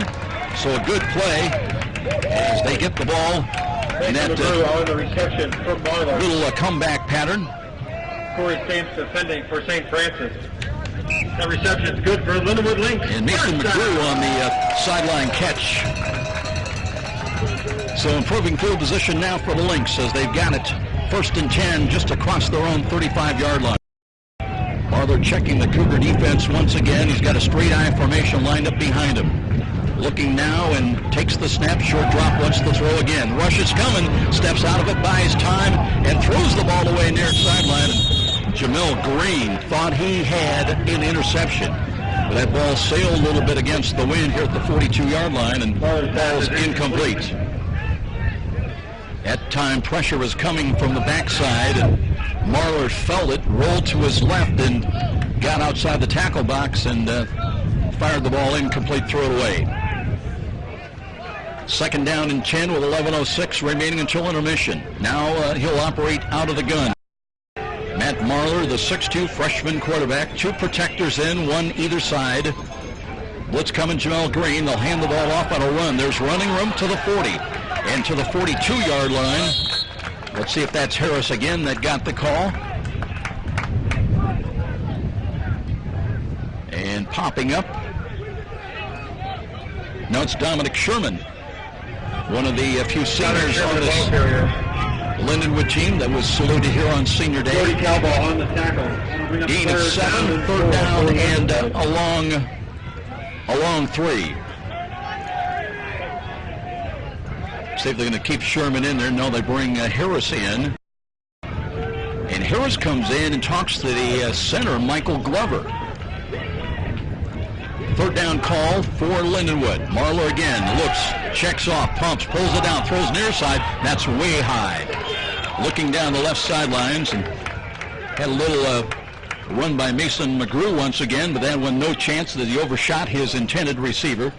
And step-for-step coverage by the Cougars defensively as well. So 4th down, a 21-7 ball game, and let's see if Cavanis will come in to punt the ball away. Lindenwood head coached by one of the McKendree offensive coordinators from the past, Jeff Fisher, in his first year now with Lindenwood Belleville. They started out pretty good. They won 2 of their first 3 ball games, lost 3 straight. Have had 2 weeks to prepare, though, for St. Francis. Played here last 2 weeks ago. Here's a kick high. Wind caught that one. Knight runs up to it. Fair catches it at the 33-yard line. So St. Francis goes back on offense now with 10:08 remaining in the first half. We're leading here on the road at 21-7. 1st and 10, St. Francis from their 33-yard line. Cougars, as we mentioned, were not able to get into the Belleville area and stay last night. They were about an hour away, and I was asking the coaching staff how that came about. They said there's a quilt convention going on here in Belleville. Lou, I know you have interest in that, don't you? Yeah, quite a collection, actually. Lou Blasty with us here today, and here's a run in Mathewson. Trying to run off, tackle the left side. Second effort gets across the 35 up to the 36-yard line. They may give him another yard or so onto the 37. Matt Blaharchuk on the tackle for the Lynx. Looking at Colin Mathewson's numbers coming in, started the day with 214 rushing yards. Has been averaging just over 5.5 yards a carry this year.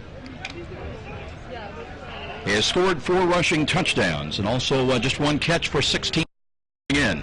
He picks up 4, 2nd and 6. Yoder looks left, throws quick, and that one is picked off. Left it short, and that time the Lynx made him pay. So the first turn of the ball game. With the interception for the Lynx. And they'll take over the football. So that one right to the hands of the Lynx defender. And the turnover now will give a Lindenwood possession. Well, Yoder, as we mentioned, he's got 7 touchdown passes, but now that is his 7th interception. And with the ball at the USF 42-yard line, great opportunity for the Lynx trying to keep it closer in the first half with 9:28 remaining until intermission. So Matt Marler will trot back onto the field, and he'll have as his running back flanked to his right. Trips package in there wide to the left. That's the wide side of the field. Leaning forward a little bit was Harris as Marler steps up in the pocket, throws as far as he can down the right sidelines. He's got a man out there, incomplete. Now a penalty flag against Alan Richardson. Richardson's never turned around to locate the ball, and there was a little bit of contact with the intended receiver as Richardson kind of ran into him from behind, trying to hold his hands out to indicate I'm not trying to run into him. But pass intended for Bedford is incomplete. There is a flag on the play. Bedford on the receiving end, the intended receiver. And we'll check in with our referee, Jim Johnson. Offensive pass interference, number 24. Previous spot, 15 yards, automatic. So walk off of 15 yards and a first down for the Lynx. Well, the only penalty in the first quarter went against Lindenwood on the roughing the passer call against Phillips. But now USF with a pass interference call, and the walk-off will take the ball down to the 26-yard line. So a score by Lindenwood Belleville now would make it very interesting. Right now it's 21-7 St. Francis. Lynx will send out 2 wide to the right, the short side of the field. Marler out of the gun with a protector to his right. First down and 10. Play clock at 16. They've got time. But Marler ready to take the snap, and there was movement at the line of scrimmage. They back away and reset. No harm, no foul. Play clock now down inside of 6. And Marler, this time wants to throw the ball left side, he's got a catch. And a little cut inside the 25, down into the 20, into the 19-yard line. And they've been going to McGrew. Mason McGrew, a 6-foot freshman wide out. Got a downfield block, and they'll have it first and 10. No, it'll be second down and 3. Down to the 18-yard line. It'll be second and 2. Goes the football just outside the St. Francis 18-yard line. This offensive line averaging 263 a man tackle to tackle for the Lynx. Michael Glover is the starting center, ready to snap the ball. And Harris stays in as the running back in the backfield, flanked to the left of Matt Marler, the quarterback. Blitz coming defensive right side. Marler drops the ball and falls on it. He's still trying to find the handle back around the 28-yard line. That time Marler looked up and a little slow getting up now. Went down on the ground but couldn't find the handle. Cowball with the pressure for the Cougars. Cowball in there once again. Taylor Brown had 19 tackles last week, set a new franchise tackle record for St. Francis. And Cowball, after that broken fibula, little by little, as you probably heard how many times his name has been called already in this first half, getting stronger. Now we've got 4 wide to the right, empty backfield for Marler. And it's third down and 12. Marler, high snap, has got it though, screens the ball to the left. And looking, McGrew, this time they tackle him at the 25-yard line. So the Cougars, they converge quickly. Matt Smith, the lead the Cougars with 4 sacks, got out to his right defensive side and had a hand in the stop.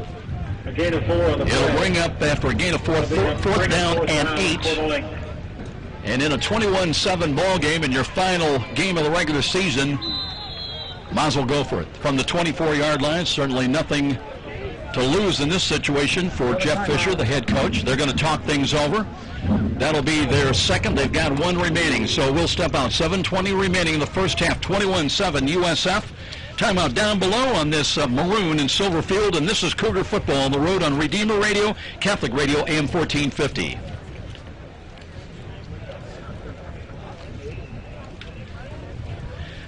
Anywhere around here to eat, or should we go back in the same way? You want to go to your? Yeah, go to my place. Okay. We got Mike Putnam's wine, you know. Yeah, he told me to save it, you know. I got an email from him. We'll take a picture and email it to him, you know. That'd be fun. So where are you staying, Joe? Where are you staying? Where are you staying? At the Renaissance Airport. Lynx taking their second time out. They've got one remaining now here before intermission. And they are looking at 4th down and 8 from the St. Francis 24-yard line. Jeff Fisher with his entire offensive unit gathered around to the left and trying to figure out exactly what they want to try to call here.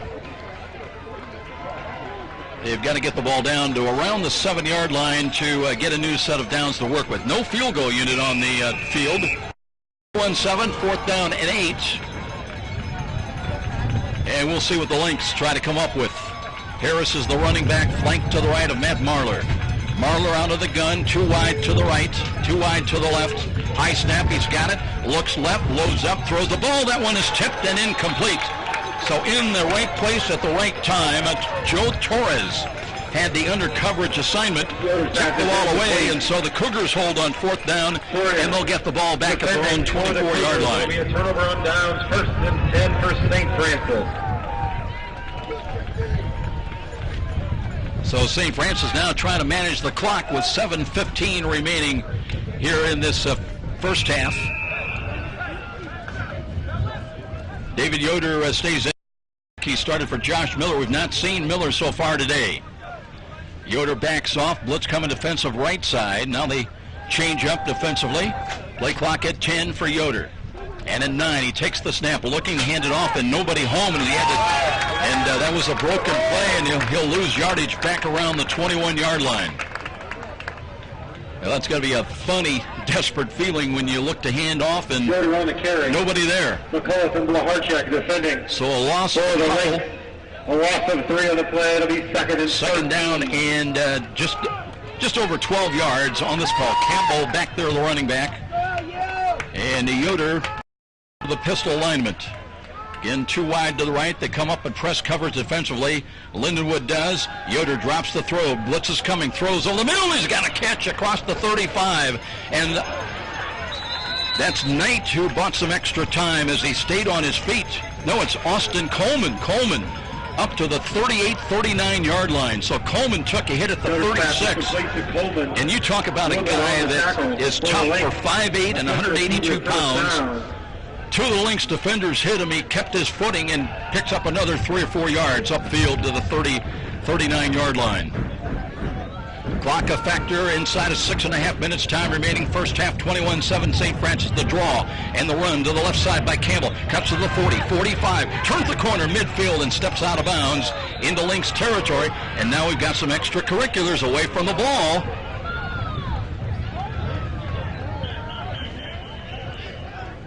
Sheldon McCullough, one of the linebackers, and he was fortunate. He took a late swipe with a foot. That was Brenton Williams, I believe, got tangled up with him. But I do not see a penalty flag initially. Let's see, the officials are conferring. Meanwhile, the clock is stopped with 6:08 remaining, and there is a penalty flag at the 48-yard line. So we'll see what this is going to be about.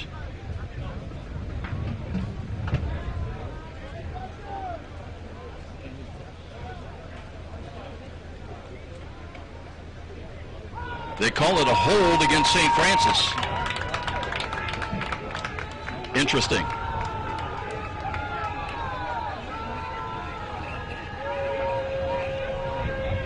Well, that was the preliminary indication. Jeff Fisher's out on the field. And Kevin Down. During the play, it's white. They played it down first. After the play, they talked. Foul.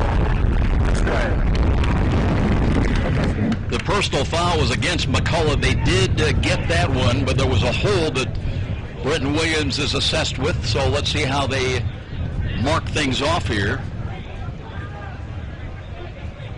Cougars would have had a first down at the 47 of Lindenwood. And Jim Johnson, our official, is going to come over and explain it all to. Hold on number 6. That was marked off 10 yards. It was a line ball foul. After the play was over, personal foul, face mask, defense, 15. First down. So the dead ball foul will move the ball to the Lindenwood 45-yard line. It'll be 1st and 10 for St. Francis. Betcher in wide to the right side. And we're ready to play football once again. The clock moving. It'll run inside of 6 minutes before this play is finished. 2 safeties back defensively. And now here's Yoder dropping the throw. Blitz is coming, throws over the middle. He's got Hariff, but that one sailed a little bit. And Hariff late double coverage by Lindenwood inside the 15-yard line. Ball falls incomplete, and that's again what you get with this wind mix. Ball will sail long. Now there's another penalty play. Incomplete. Woodland and Cavaniss defending. Face mask penalty against Lindenwood. That flag right in the middle of the field, right about the 47-yard line. And now they walk off. During the flag, have a personal foul, face mask, number 32 black. Be a 15-yard penalty, first down. Harcheck called for the face mask penalty. It's a major foul, 15 yards. So the Cougars now operating from the line of Lindenwood. Yoder getting ready to take the snap. 1st and 10. Rolls to his right side. Looking. Now throws into the flats. And Coleman with a fingertip catch before he ran out of bounds inside the Lindenwood 25. They'll mark him out of bounds right around the 23-yard line. That'll be a gain of about 7. And let's say they're going to move that ball just outside. Those are the football outside the 23-yard line. 2nd down and short. Antoine Campbell in there as the running back. He's lined up behind Yoder. Out of the pistol, they'll hand him off to the right, spun around, keeps his footing. Battles trying to reach the 20-yard line. I don't think he reached it. They'll mark him down at about the 21. That'll be a gain of 2. So the Lynx very stingy against the run. He came in defensively, giving up about 184 yards a game on the run. They gave up 166 yards 2 weeks ago against Valley City State. And here's again, this time it's going to be Campbell looking to his left, cuts it up, brings it inside the 20, got it down to about the 17, and they'll move the chains. That'll be a first down for the Cougars. Trying to manage the clock and add to their 21-7 lead here in the final minutes of this first half. Right now we show 4:44, and the clock stopped while they move the chains across the way. It'll be 1st and 10 at the Lynx 16-yard line. Yoder shot from the left side hash mark. Now they wind the clock, ready and marked for ready for play.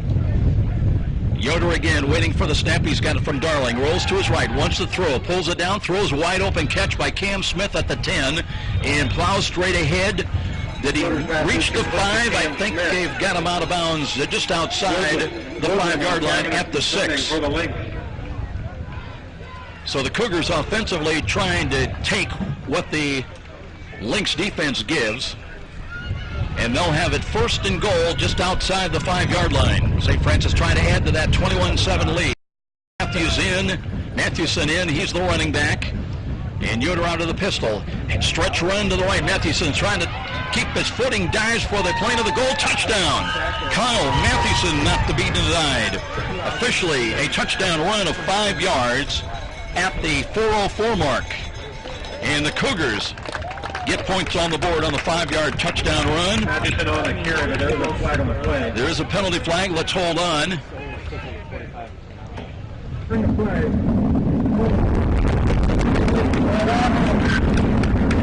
It's coming back on a holding call. It went against Jesse Boley, one of the guards for St. Francis, so no touchdown. It'll be 1st and goal with the ball now back at the 15. Bryce Darling snapping the ball today at center. 271-pound senior.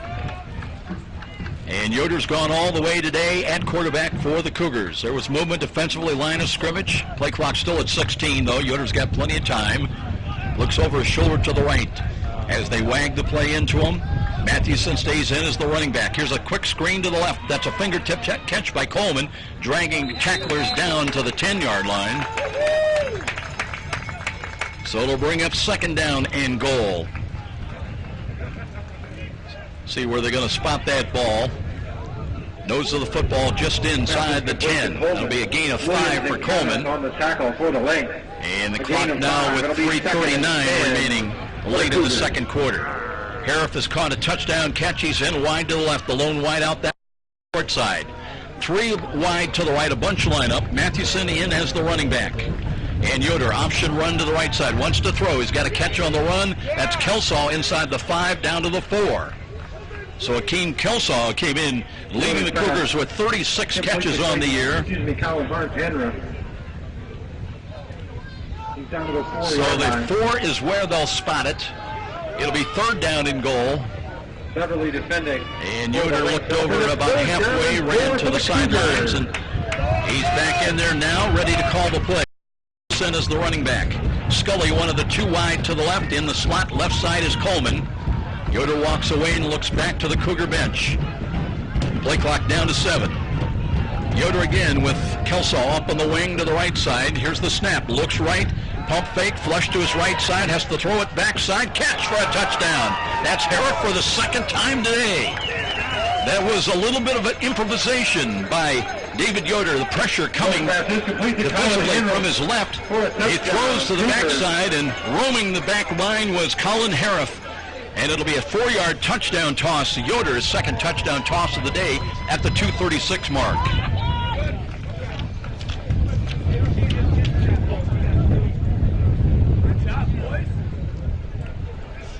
Now Eberon with the extra point attempt, and the right-footed kick is on its way, certainly long enough, and it is good. So a timeout here at Lindenwood Stadium.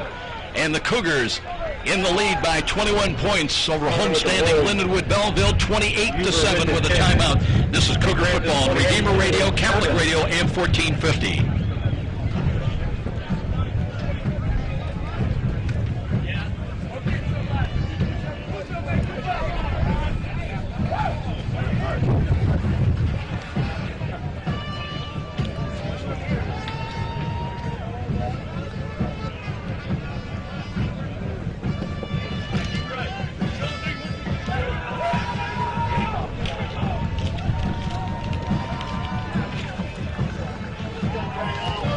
Well, glad you could join us for this Cougar regular season finale on the road. I'm Joe Parson, joined by former schoolmate from Bayshore, New York.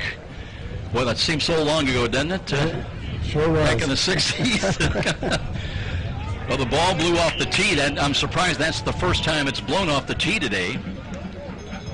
Carmen was kind of a game-time decision. Now he's going to need Holder from one of his teammates. Wind kicking up here. They were saying 19, 20-mile-an-hour winds, gust up to 30 miles an hour. But other than that, couldn't ask for a more beautiful day here in, virtually mid-November. Game time temperature at 71, supposed to go up to about 72, 73. Line drive kick. That one kicks off the hands at the goal line and goes into the end zone. It'll be a touchback. It'll come back to the 25-yard line. Lou Velocity with us today, and Lou, I don't know if you're all that familiar. I know you're based in St. Louis, but NAIA football, McKendree is not too far from here. Of course, one of their coaches has come over to start this program in Lindenwood, Belleville. I got excited when the schedule was announced because 2 years ago we went over to Belleville, or to Lindenwood St. Charles, marvelous facility that got there.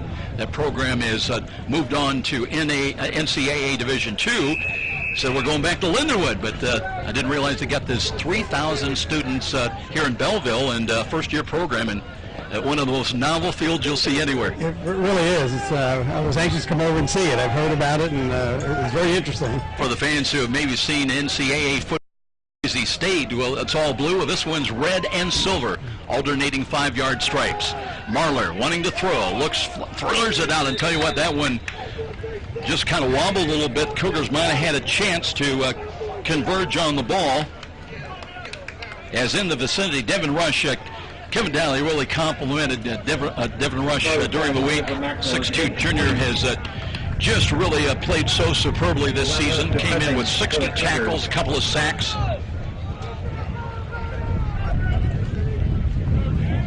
Clock stops with 2:28 remaining in the first half on that incompleted pass. 28-7 St. Francis with 2 touchdown catches today from David Yoder. Marler with a protector off, flank to his left. Now the Cougars changed their lineup. Here's a run to the left side, and on the ground is Cameron Harris trying to give ground to get ground and brings it up across the 30-yard line to about the 31. Cougars a little disappointed. They may have audibled right out of it. Keith Lewis, in particular, was upset because he left the spot that Harris ran to. So that's a gain of 7. It'll bring up 3rd down and 3 for the Lynx with exactly 2 minutes now remaining in this first half.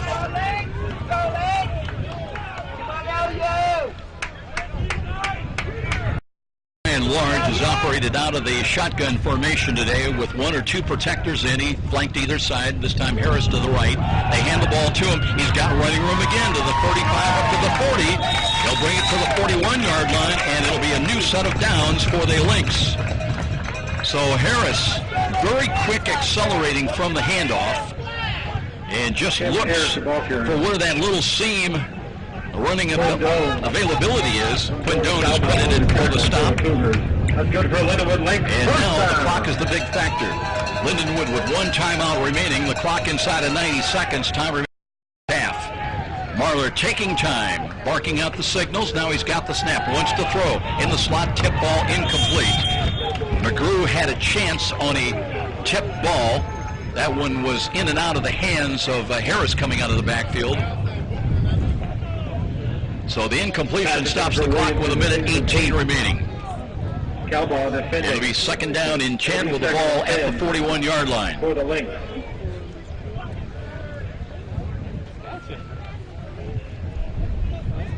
Clock stopped. The Lynx can afford to take a little more time and huddled up, but the play clock is down to 10 now.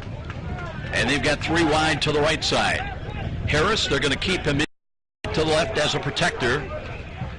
And here is a quick throw to the right side. That one sails, and boy, that one, Richardson just watched it and went over his head. That was a good 5 to 6 feet over the intended receiver's head to the right. Pass intended for Binford is incomplete. Harvey Binford on the receiving end. He was the intended receiver, but no chance whatsoever on that opportunity. He goes 6'1", and that one was a good 5 feet over his head. So now it'll be 3rd down and 10.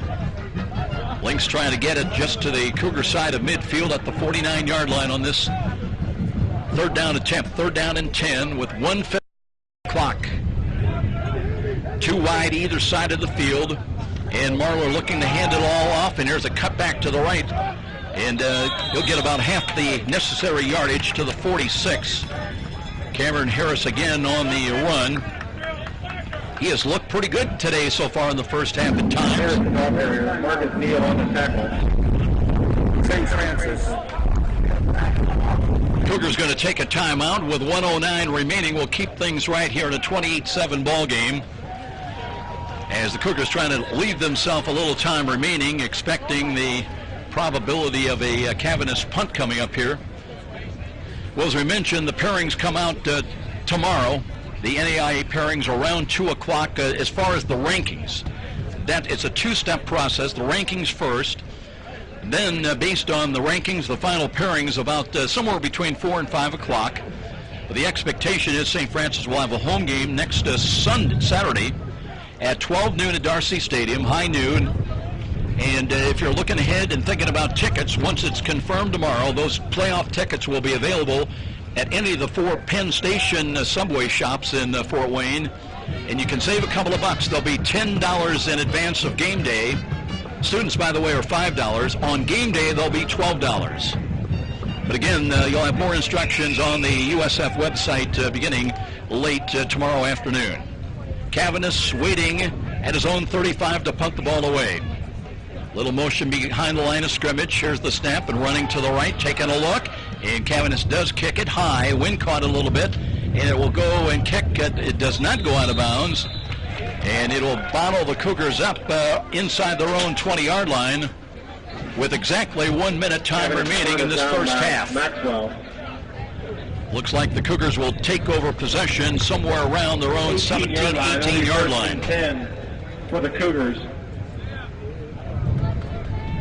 Looks like Andre Turner will check into the backfield.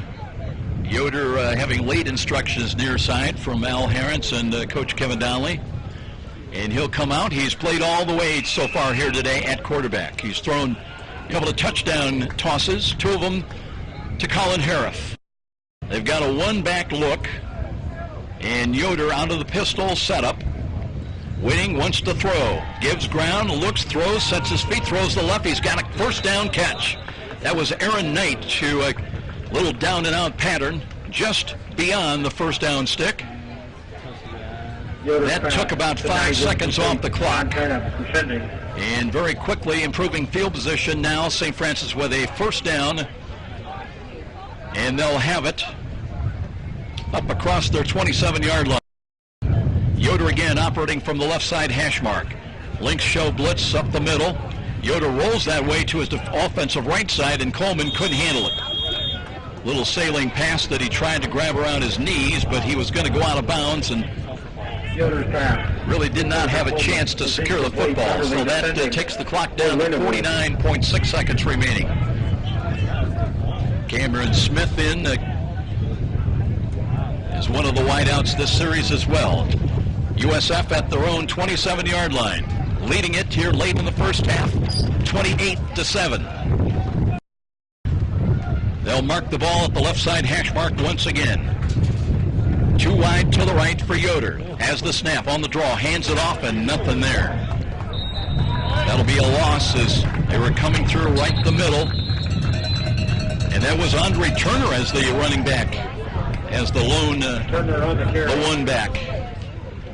Don't normally see Andre in that situation. We've basically seen him as the fullback in the goal line offense. But now with 4th down coming up, there's a timeout on the field. Lindenwood takes their final timeout, so we'll keep it right here. And we've got 38, and they may put some more time on the clock, see when that timeout was called.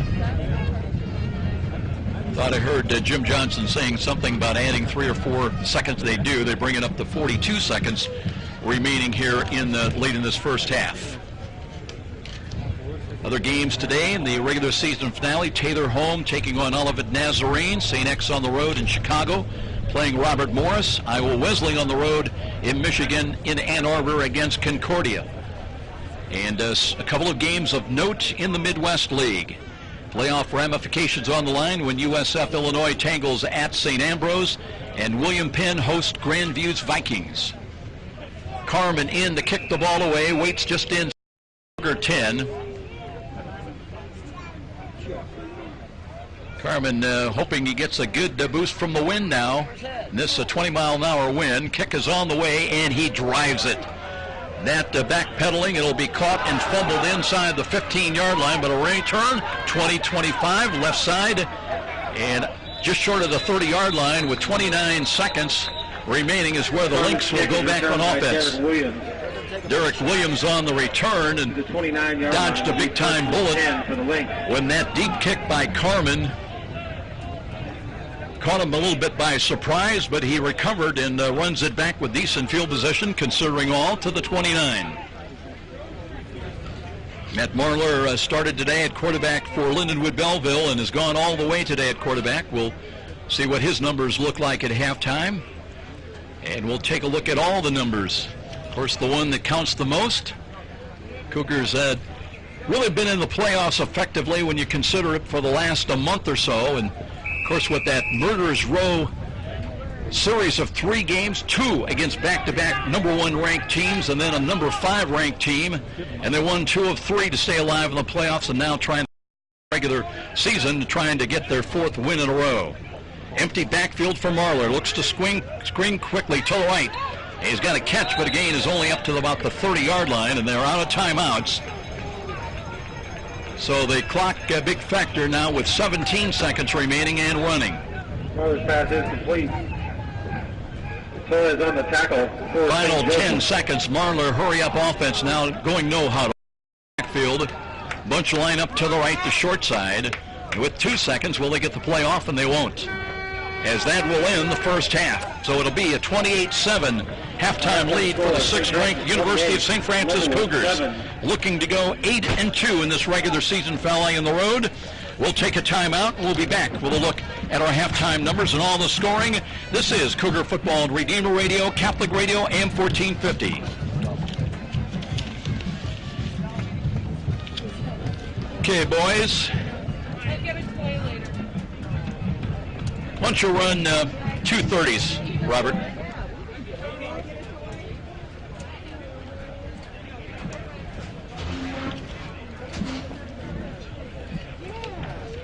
Yes, sir.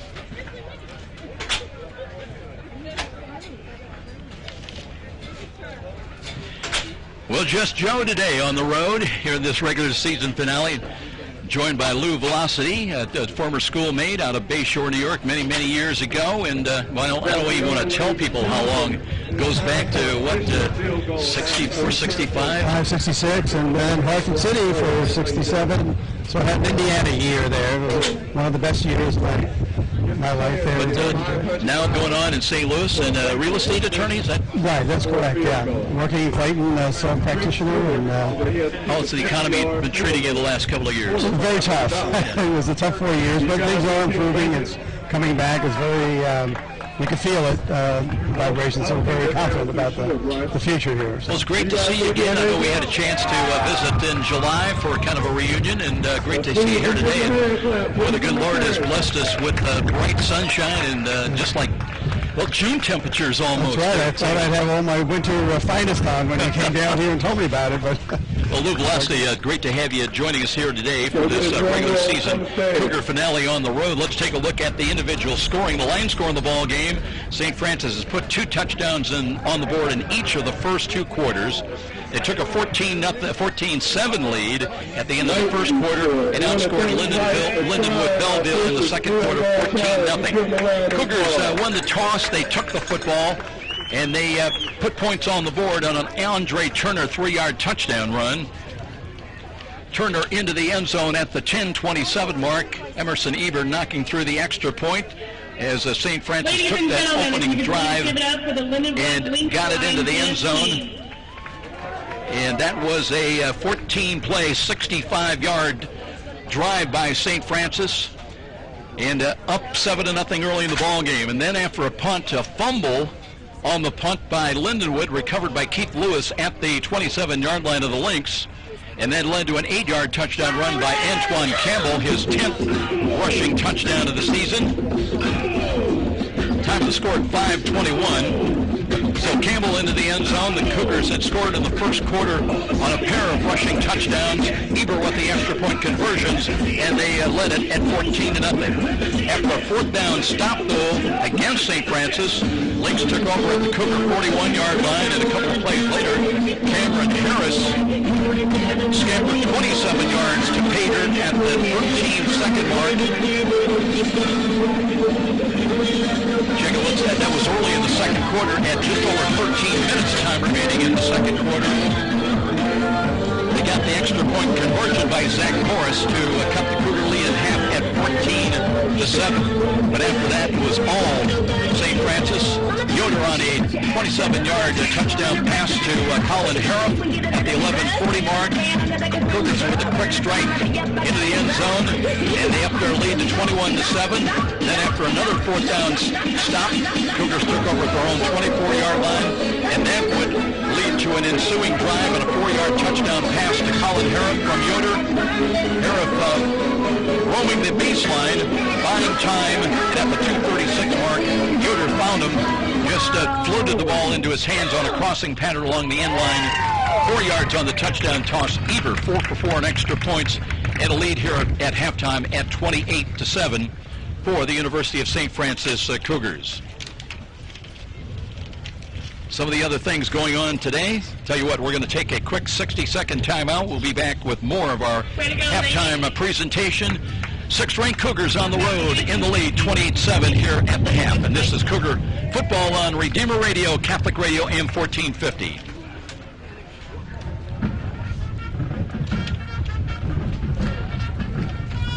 Okay, that will be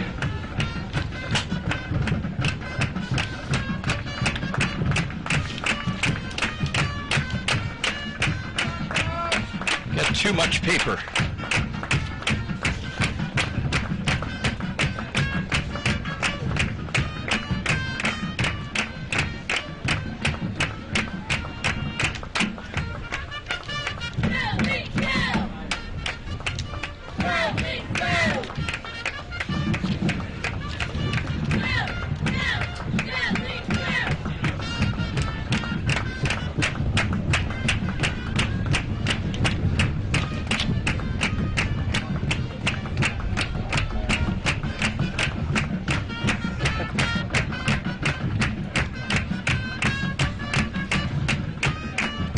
Reminder, you can tune in to Redeemer Radio weekday mornings for the Sunrise Morning Show, now airing from 6 a.m. to 9 a.m.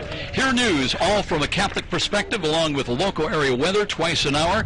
That's the Sunrise Morning Show, weekday mornings from 6 to 9 on Redeemer Radio, Catholic Radio, AM 1450. Going to take a look at some of the other halftime numbers here that we've got. They handed us a stack of information here as we sort through it at halftime. The most important numbers, 28-7 St. Francis here after the first 30 minutes. Now we've got it. Let's take a look at some of the individual numbers of the first half. Antoine Campbell with 16 carries for 97 yards already and 1 touchdown. So he's averaging over 6 yards a carry. Kyle Mathewson has carried 3 times for 4 yards. Andre Turner has scored a touchdown today, and for the game so far in the first half, 2 carries for 4 yards. Yoder has scrambled 3 times for negative yardage. Leading ball carrier Cameron Harris for Lindenwood Belleville, 6 attempts for 56 yards. He had the 27-yard touchdown run, so he's averaging over 9 yards a carry. Dominic Sherman had a carry for 6 yards to wrap up the leading ball carriers for Lindenwood Belleville. Yoder's passing, David Yoder, 15 of 20 in the first half for 136 yards, 2 touchdowns, 1 interception. Meanwhile, Matt Marler, he is 6 of 18 in the first half. He's thrown for 56 yards, no touchdowns, no interceptions. Austin Coleman with 4 catches, 43 yards for the Cougars. Colin Harrop with 2 catches for 31 yards. They've been both good for touchdowns. Aaron Knight with a couple of balls caught for 27 yards. And Cam Smith with 2 catches for 21. One of the backups, Mason McGrew with 3 catches, leading the way for the Lynx with 22 yards. Maxwell with a couple of balls caught for 33 yards. And Derek Williams just 1 catch, 1 yard on the receiving end. Cavanis has punted 5 times already in the first half. He's averaging just over 33 yards a punt. He's got a long of 41 yards. Colin Carmen on 3 punts in the first half, averaging 45 yards a punt. That'll add to his MSFA leading punt total. His average came in averaging 45 a ball game, 44 a game, and now today 45 yards. He's had a long of 62. take a look at some of the team numbers. Cougars have had 100 yards net, 100 yards on the ground, another 136 yards through the air, so they've got 236 total yards of offense on 52 plays run in the first half. They've had their hands on the football basically twice as many as Lindenwood Belleville, as the Lynx have snapped the ball 29 times. They have 107 yards of total offense, 51 on the ground, and 56 through the air. Lindenwood had the only turnover as far as fumbles. They fumbled once, lost that. And on the passing end of things, they have one interception of a David Yoder pass, so the turnover margin is even so far between the teams in the first half. Cougars on third down were 6 of 12 in the first half.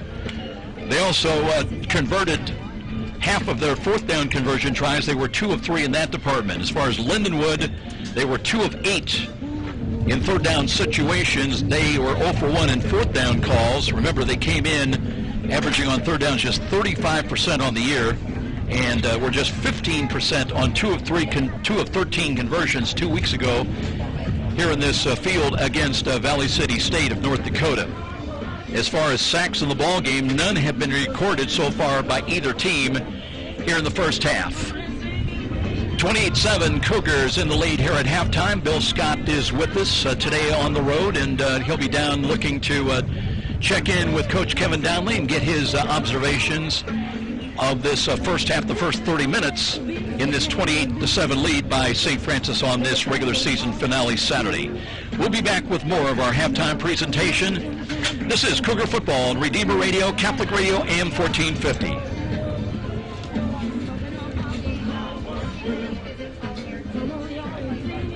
Okay. Getting warm down there? Huh? Anything you wanted to pass along that of note? I didn't see anything. Yeah, kind of business as usual.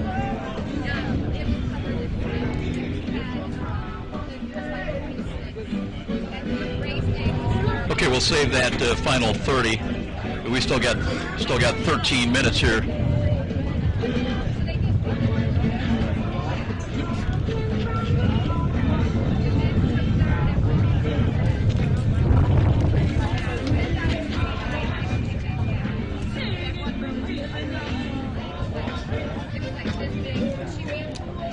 Back at Lindenwood Stadium, I'm Joe Parson. Glad you could join us on this regular season football finale on a just absolutely gorgeous Saturday afternoon in southwest Illinois.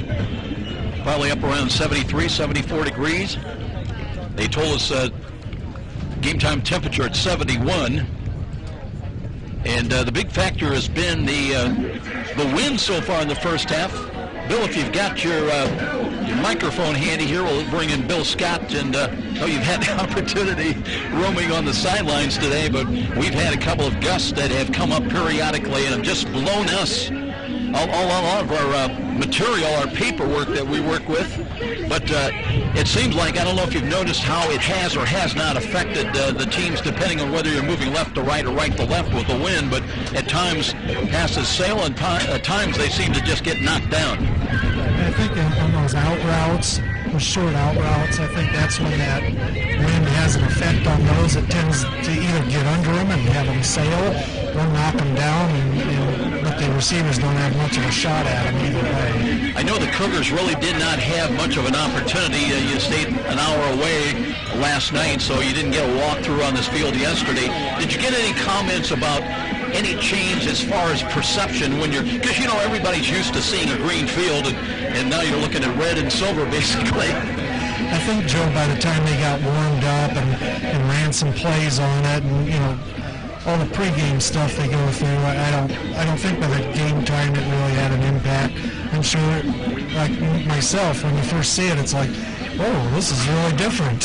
Where's the green? There's no green. But you get used to it, and it's 5 yards and a pop, and I think they've adjusted. I don't think, as Coach Donnelly was concerned about him being mesmerized, I don't think that's had any impact. You don't think that happened here today? I know we were concerned a little bit because of the injuries. Kevin Bush not playing today, and Justin Juarez, we understand, was cleared. I don't recall seeing him out there, though, so far in the first half. I don't know if you caught 45's number out there. I didn't see Justin Juarez. I think he's on an as-needed basis. I think they'd prefer to hold him out, get him healthy for next week's first-round playoff game. Now, I want to ask you about David Yoder starting here today in place of Josh Miller. And again, is that just basically Coach's decision to allow him that extra week because of that high ankle sprain? I believe so, Joe. I think they had David running with the ones, Wes with the twos this week. Josh did some working out, did some light things, but nothing to put any strain on that high ankle sprain he's dealing with. It was interesting when talking to Kevin Donnelly during the week, he said the high ankle sprain, as it affects Josh Miller, you might expect it to affect his running game, but he said it doesn't. That's not the situation. It's when he goes to pass the ball and he puts that weight on that weight-bearing leg that has the ankle sprain to it. That's where it reacts, and it causes him either to throw high or throw low. Yeah, I think the coaching staff last week, that's how they analyzed it in that game against Taylor. Ran the ball pretty good, but it was when he put a little pressure on it, kind of beasting there on him, and so it's probably a good thing, getting good and healthy going into the NAI Football Championship Series next week. 28-7 here at halftime. Cougars lead it, ranked number 6 coming in, playoff pairings coming out. I know I don't know if you want to talk on the record on the air about what the discussion by the coaches about the potentials of who we might face. And again, if this game continues as is right now, and St. Francis does have a home playoff game, but is there any speculation as who might be coming into Darcy Stadium if St. Francis does indeed have a home playoff game next Saturday? Actually, Joe, there really hasn't been much speculation along those lines, just because of some of the other conferences. You're not sure who's going to win those, and so it's really hard to tell. I mean, you can look at the polls and figure, we probably may be playing a 12, 13, 14 in there, but part of that depends on the travel situations too. So not a whole lot of speculation at this point. We'll play whoever they send our way. And taking that a step further, as you say, with travel, and it always boils down to dollars, and especially in the early rounds.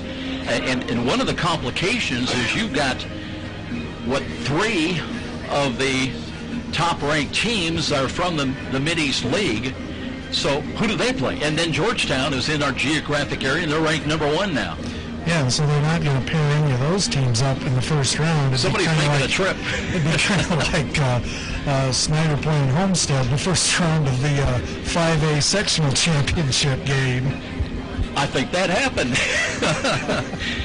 But I tell you what, one of the guys I'm hoping things continue, Colin Hariff had his first touchdown catch, and then he comes back and has his second of the year, and it's going to be interesting, but perhaps potentially have a chance to talk with him, and he's going to be very excited, as it was for Corey Stamps last week with the 3 interceptions. Well, what you see, Joe, is a lot of guys stepping up and making plays. So this is the kind of team where, on any given play, one guy can step up and make a play because they've got so many talented athletes on this team, not only in the ones, but as well as the 2s and 3s and those rotations that they run in there. We might take a quick note and really send along some congratulations to Jeff Fisher, the first-year coach of Lindenwood Belleville, and meeting no disrespect to Concordia. They're a program that's still paying their dues in their second year. They're looking for their first ever victory and maybe a chance today against Iowa Wesleyan. We'll see how the games on this Saturday finale turn out. But you look at this Belleville team, their first year, they win 2 of their first 3 games. They come in here at 4-5 on the season, 2-2 here at home, and building a program and having some early success, and that success breeds success. Well, definitely, Joe. I mean, we saw that with the startup of the University of St. Francis program back in '98. Took our lumps that first year, and we haven't had a losing season since. Yeah, we had 2 wins only that first year. But at one time, we had, I think that first season we played 5 or 6 ranked teams in the top 25, and we're real competitive with those teams too. So definitely, but yeah, you have some success. You know, they're playing a lot of freshmen and sophomores on that team, and like Coach Donnelly said earlier this week, they've got some athletes on that team. We saw that on the one touchdown run there. Cameron Harris. And quarterback, he's an interesting physical specimen, but he's got a nice arm, and he's got some solid receivers out there. Looks like he could be a tight end or something. They list him at 6'2", 230. Well, he's solid then, isn't He's he? 230. Listen, the specialists are coming out. I want to give you a chance to go down and try to corral Coach Kevin Donnelly, get his observations of the first half, and we'll be checking back with Cougar Sports Information Director Bill Scott here shortly. In the meantime, let's take a timeout. We'll be back to Lindenwood Stadium, 28-7 USF on top here at halftime. And this is Cougar football on the road on Redeemer Radio, Catholic Radio, AM 1450.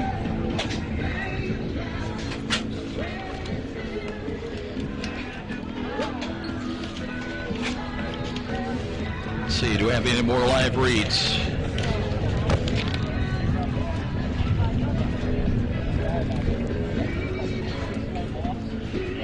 I do. I got 2 of them.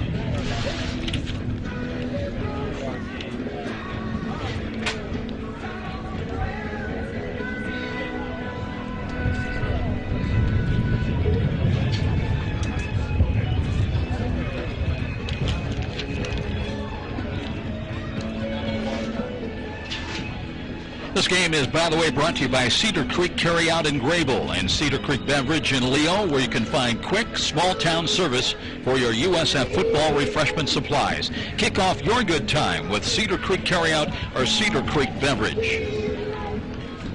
Waiting for the specialists to have come out and ready for the team at large to be coming out from the halftime dressing rooms. 28-7 St. Francis here after the first 30 minutes. Reminder that pending, and I stress the pending, the final rankings tomorrow and the pairings for the first round of the NAIA football tournament next Saturday. But the expectation, the speculation is St. Francis will have a home game next Saturday at 12 noon. And we'll find out if that comes about and against whom they'll play. But if that does come to pass, playoff tickets can be purchased at any of the 4 Penn Station Subway stores in Fort Wayne, and you can save a couple of bucks. Pre-game will be $10, and at the gate on Saturday it'll be a $12 charge. Students for $5. Waiting for Bill Scott, looking for the coach, and we'll be checking in anytime Bill is ready with the coach. Anytime you're ready, Bill, we've got you. One of the officials right now, so I'll get him here as soon as he's done with that. You don't want to interrupt the coach when he's talking to the ref. No, you don't. Okay, we got Coach Donnelly here. Coach, your assessment of the first half. Yeah, we did some good things. You know, I think we had some talent. I went for it on 4th down. We bobbled a snap. You know, that was the only thing they got really offensively. But we got to turn it up here. You know, we got to make some plays offensively. Sam, we missed some wide open guys. But, you know, we're playing hard. We got to continue to do that. All right, thanks, Coach. How about Joe? Coach Donnelly's assessment of the first half.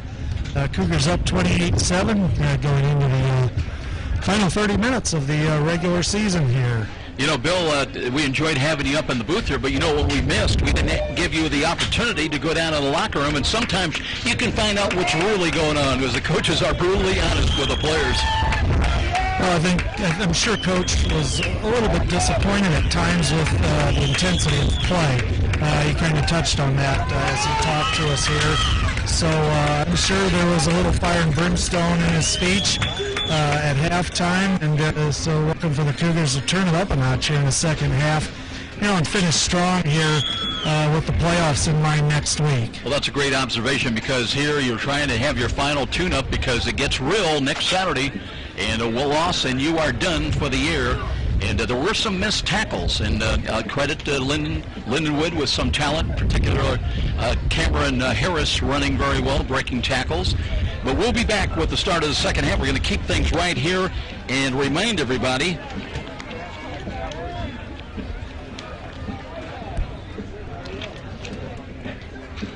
that if you can hear this game, it's thanks to our communication sponsor, Dr. Todd and Mary Briscoe Family Dentistry. Their generous financial support helps make this Redeemer Radio sports broadcast possible.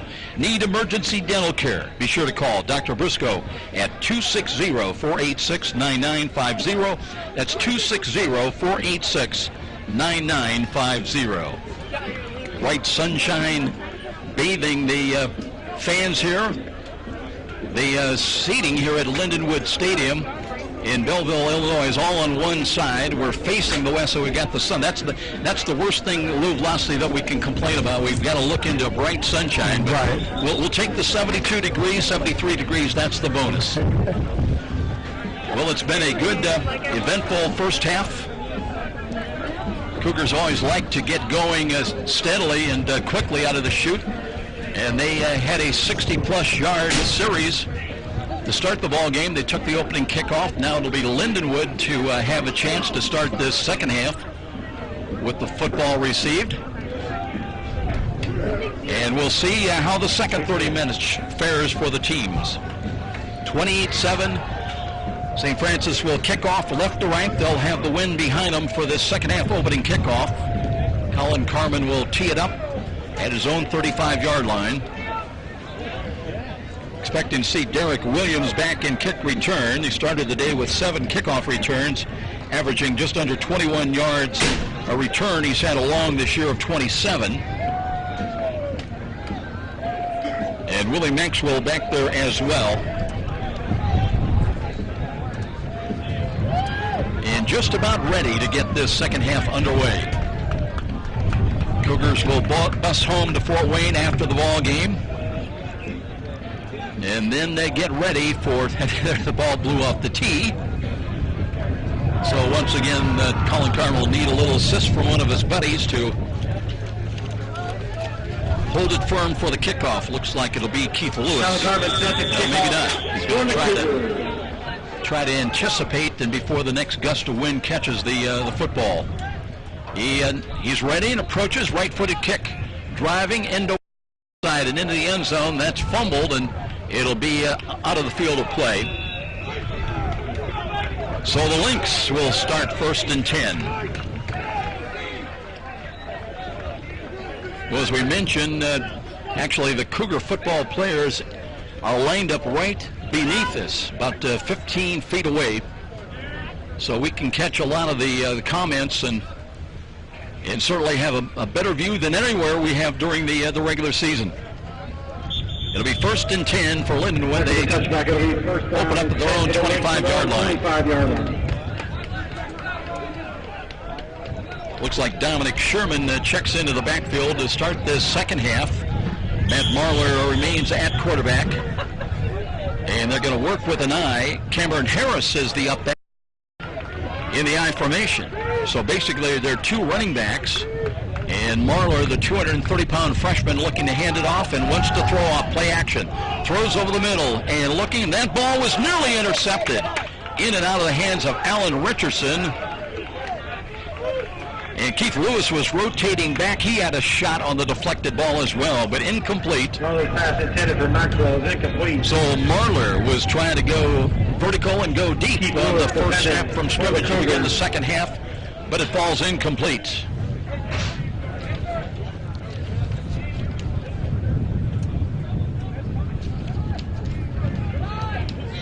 Marler was 6 of 18 through the air for yards. No interceptions in the first half. Now he operates out of the shotgun. As a protector to his right. Snap, he looks to screen to the right side. He's got a catch right at the line of scrimmage.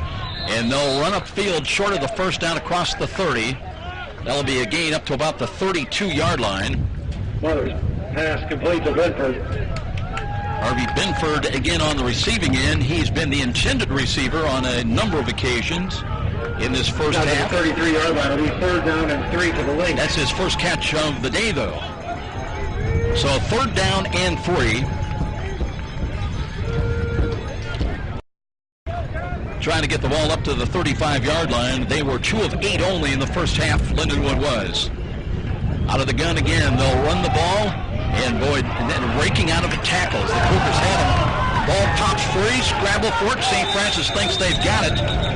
Zach Bruce missed on a chance for a tackle for loss, but that may turn out to benefit St. Francis. They're waiting while they unpile at the 39, and St. Francis has got the fumble recovery.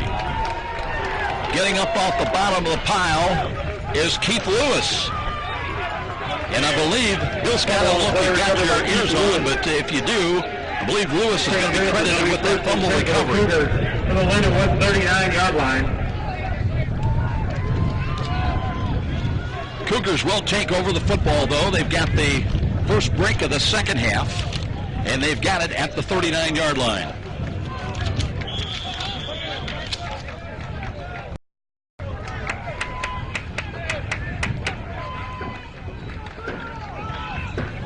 Here's a run off to the left. It'll be a pickup of about 3, maybe 4 yards on that play. The ball carrier. Antoine Campbell running it down inside the 35-yard line. That's where they spark the football. For the length, the gain of 4, second down and 6. Keith Lewis is turning in a pretty good ball game as well, as he had a recovery earlier in the ball game in the first quarter after a punt. And here's a catch by Cam Smith. Smith lowering the shoulder, staying on his feet, driving. Now they blow the whistles. Inside the 30, he'll have a gain down to about the 20, maybe the 27-yard line is in fact where they spot that football. So they gave him the late yak yards, the yards after the catch running. And a first down for St. Francis, trying to capitalize on the fumble recovery. They'll work from the right side. Yoder's gone all the way today at quarterback. Hands the ball off. Here's Campbell. Quick move up the middle. Tripped up. He had a chance to score initially. Wanted inside the 20 to the 15 and all the way down close to the 12-yard line. Antoine Campbell. Campbell running well today. He had 90-plus yards in the first half.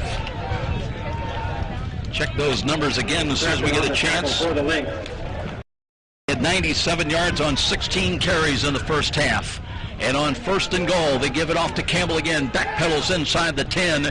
Gets it down inside the 8, close to the 7, maybe to the 6-yard line. And a lead side block is Jesse Bully. Leading out there along with Cam Edwards. Edwards, this 317-pound junior right tackle, 6'4". Cougar offensive line averaging 273 a man, tackle to tackle. Second and goal for St. Francis at the 3, at the 6-yard line. And looking, here's Campbell again with his third straight carry and backpedaling down inside the 5 and close to pay dirt.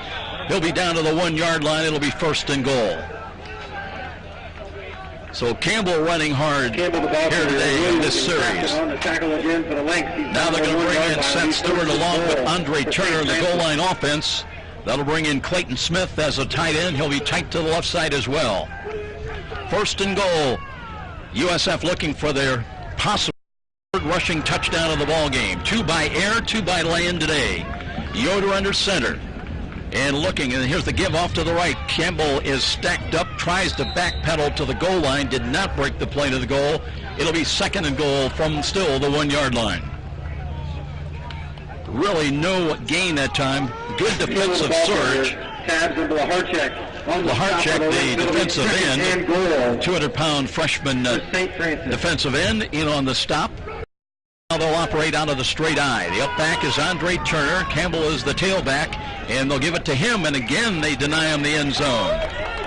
Left side defensively was there to stop it. Bully trying to throw the block to free up Campbell in the end zone. Now it's third down and goal. Remember last week St. Francis had a pivotal four-down stand against Taylor that really kind of turned around the ball game and contributed that 21-0 shutout victory. That Campbell, the eye back in the I formation, and play action, a roll to the left. Here's the throw to the end zone, and that one is too high. Intended little crossing pattern on a down and out to Clayton Smith.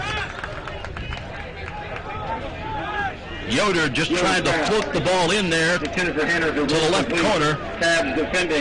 Smith got a hand on it, but it sailed a little bit, and he could not get it to secured for the touchdown catch. So now it's fourth down and goal from the 1. They'll go back in offense. And it's Turner at right halfback, Campbell at fullback.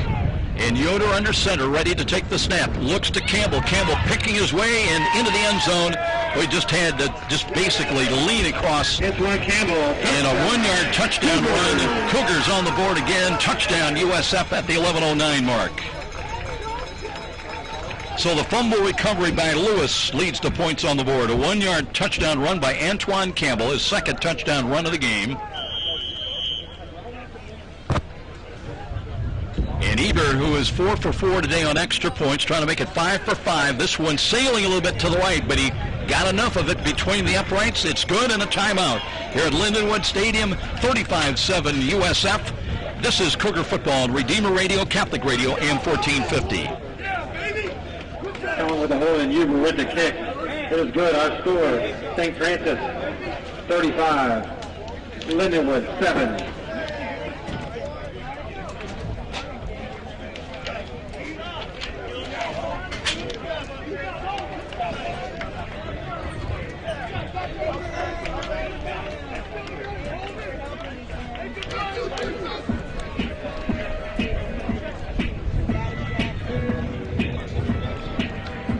Well, the Cougars started the ball game. The first time they touched the ball offensively, they put together a sustained drive, got a touchdown on the board, and now the first time they touched the ball in the second half offensively after the fumble recovery by Keith Lewis gave them very good field position.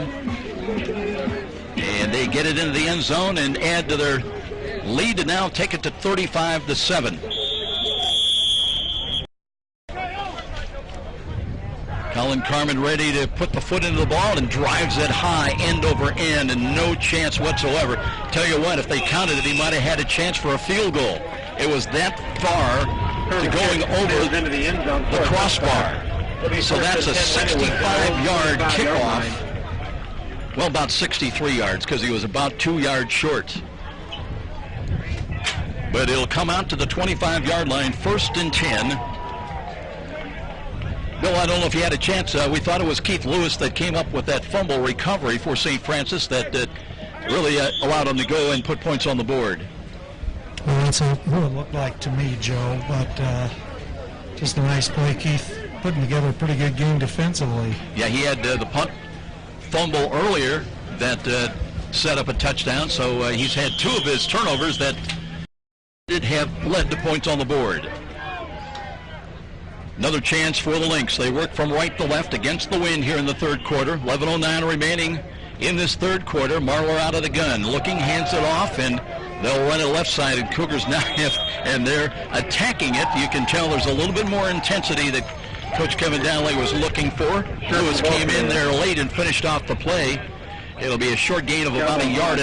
They'll give him a spot of the ball up nose of the football just short of the 27 of Lindenwood. License plate L139890. Clock moving, 10:42 remaining in this third quarter. 2 wide to the left side. As soon as possible. Thank you. And 2 in. Cameron Harris, one of them, flanked to the left of Matt Marler, the quarterback, the 6'3", 230-pound quarterback for Lindenwood Belleville. They'll look, hand it off to Harris. Harris curls up the middle and ran right into the hands of a trio of silver helmets. So no gain. He got back to the 27-yard line only. Tony Moore was in there, but again, 3, 4 silver helmets were in there. Calbaugh, how many tackles today? As a rapidly healing Brody Calbaugh, and he's a guy, Bill, that the Cougars they need him to be 100% and ready to go beginning next week. No question about it, Joe. He's real close. He's probably 90 to 95%. And that makes a big difference in the way we play defense. You know, the other guy you were talking about, Taylor Brown, and that's broke the with 19 tackles. He's playing well down the stretch as well. No doubt, we got to get him back healthy, though. He's sitting out this week. I'll look for him to be back next week in the playoffs. Here's a nice pass that's upfield, and they go vertical across the 40 to the 42-yard line. Catch made by Harvey Binford, his second catch on the day. Marler pass to Binford is complete. And that'll be 1st and 10 now for the Lynx. They've got it up at their own 42, just short of the 43-yard line. That's one of the best passes of the day for Matt Marler. First down. And hook up with Binford. Now Willie Maxwell in, he's wide to the right side, so a little more confidence and a bounce in the step of these Lynx offensive players. Trail it at home 35-7, just over 9 minutes remaining in the third quarter. Marlowe out of the gun, high snap, quick throw, he's got a fingertip catch, and in the slot, it's a run into Cougar territory inside the 40, down inside the 35, and they'll bring it down. That catch, Derek Williams. Another pass to Williams is complete. They'll spot it at the 34-yard line of St. Francis. Two very smart-looking passes by Matt Marler, as now he's got his confidence going. And Lindenwood trying to answer the Cougar score if they can. Maxwell stays in. He's wide to the right. Williams flanked inside of him, part of a out there to the right side. And Marler ready to take the snap out of the shotgun formation once again. He's got it, looks this time. A play-action fake, pivots to his left and going down. Cougars have got him for a sack back around the 44-yard line. Cougars got a couple of players in there. Zach Bruce. Zach Bruce on the quarterback sack. He's credited with the sack. That's the first of the game. It'll be second down and 20. But also had some help as Brandon Allman got in there. Allman getting some playing minutes, so a big loss. Loss of 10 will bring up second down and 20 with the ball back at the 44-yard line. Two wide either side of the field. Cougars still operating with three defensive down linemen. Now Cougars on the outside come up and press covered. Now Corey Stamps backs off. They'll hand the ball to Harris. Runs into his own man. Cuts to the 30, to the 40-yard line, it should say, and down. Got another yard or two down to about, they say the knee hit at about the 39. Lewis credited in on the tackle for St. Francis. Cameron Harris, as we talked about in the first half, very quick first step. Once he takes that handoff, he's not all that big at 5'10", but packs 200 pounds on that 5'10" frame. Another one of those freshmen that Jeff Fisher has recruited, and his future looks very bright. Binford in again, wide to the right. Third down, though, still very long, 3rd and 15, as Harris got 5 yards back after the sack. Third down, still very long. Harris is flanked to the right of Marler. Marler, short drop, steps up, throws to the right. He's got a wide open catch on the knees. It'll be good for a first down at the 21-yard line. Binford again on the receiving end. That time the Cougars were in a zone coverage, and they lost track specifically of Binford. He was able to just go down there and settle down and wait for the ball to, he had to go down to his knees because the ball was starting to knock it down. The wind was starting to knock it down.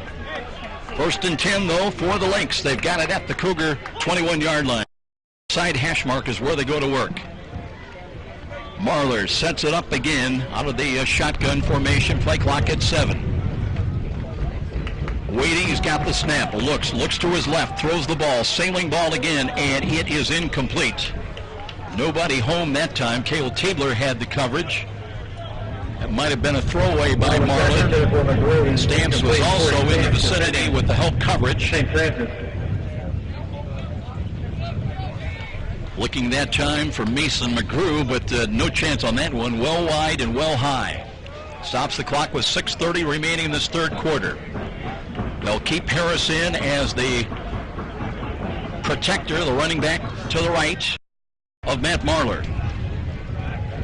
Well, now he's directing traffic. Play clock is down to 6. Still out of the shotgun formation. Marler from the right side hash mark. Loads up. Throws the fade to the corner. Looking again, nobody home.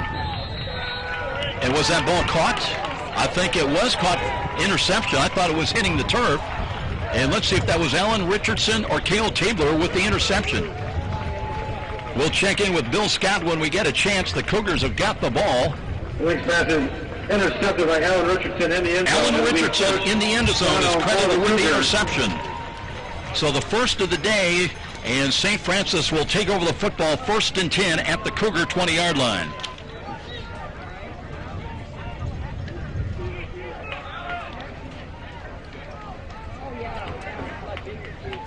So the Cougars had 4 picks last week, including one by Alan Richardson. So he's got his second pick in as many games. Cougars, while had no interceptions.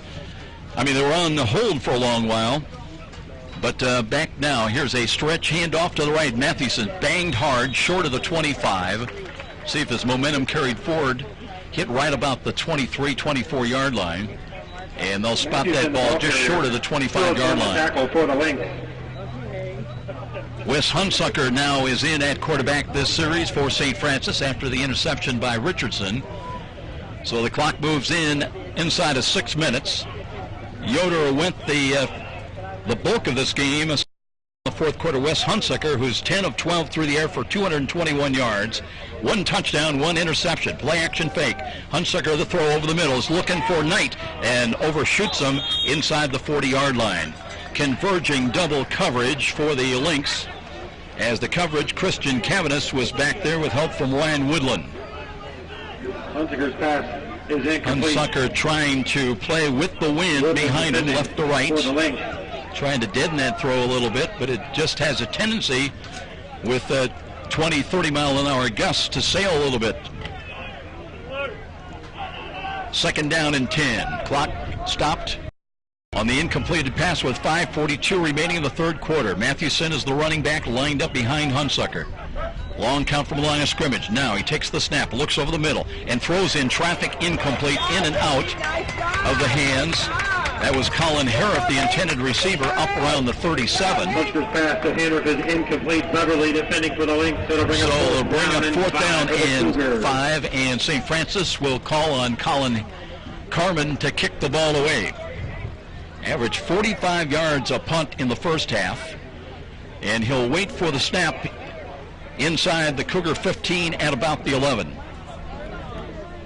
Derek Williams has been doing the bulk of the kick return duties today for the Lynx, and he's way back already inside the 20-yard line. Here's a driving high kick, wobbly. Williams lines that up. It's got it at the 14, brings it back right side across the 20, 25, and runs into the wall.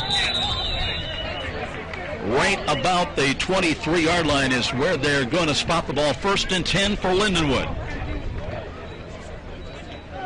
So it remains a 35-7 ball game. St. Francis on top. Williams on the return. Chappelle on the tackle for the Cougars. Cougars had 2 touchdowns in each of the first 2 quarters. They led at halftime 28-7. And they have since added another touchdown in this third quarter on a 1-yard Antoine Campbell touchdown run. His second touchdown run of the game.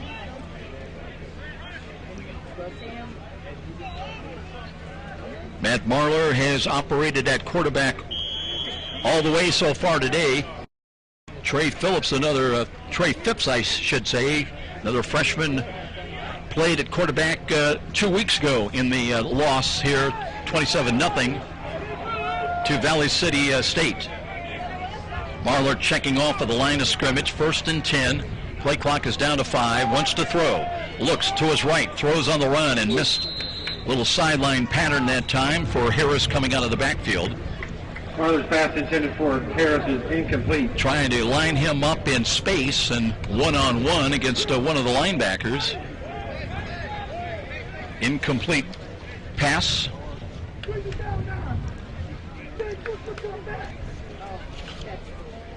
That time the coverage out there by Joe Torres. Stops the clock with 5:20 remaining in this third quarter. Down in 10 for Lindenwood. High snap, and that is grabbed though on the deflection, but they've got Marler for a sack back around the 16-yard line.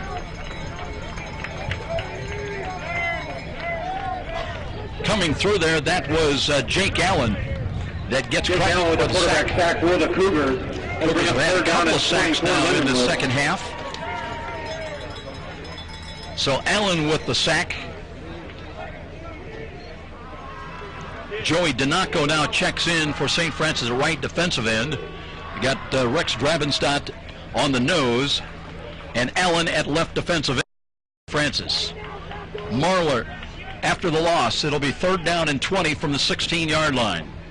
Out of the gun again, short drop, looks near side, can't find anybody, throws over the middle, and that one is in and out of the hands. Possible another interception for Keith Lewis.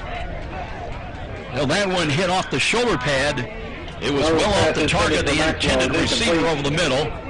Lewis playing the man, caught sight of the ball late but couldn't corral it, and it'll bring up 4th down, and they'll have to punt with Cavanis coming on to punt the ball away. Christian Cavanis started the day with a long punt of 56 yards and averaging just under 37 yards a kick. He'll wait for the snap at the 5. He's got to have a good one here. A couple of the have been high. Little motion, left to right behind the line of scrimmage. Runs up to it, block kick at the line of scrimmage. That one is batted forward, picked up at the 20-yard line. Free ball, and the Cougars will have it at the 24-yard line. So the Cougars come up with the ball. Joe Torres jumped on it. With the block punt. Alan Richardson, I believe, I caught where it was credited with the block Recovers punt. the ball, and will be 1st and 10 for St. Francis. Richardson with the fumble recovery. Or Keith Lewis, it was Joe Torres covering up on the ball. It'll be 1st and 10. And they'll have it at the 24-yard line. Discussion by the officials. Let's see if they're going to change any of this. It will be St. Francis ball. And we're not going to have any kind of an explanation from referee Jim Johnson. So the Cougar special team, the punt block unit comes to the forefront. Hunsucker handing the ball off, and Mathewson trying to cut back to his left, works his way down to the 20-yard line. Kyle Mathewson, the ball carrier. We'll see some new numbers now in there the tackle for the length. for St. Francis.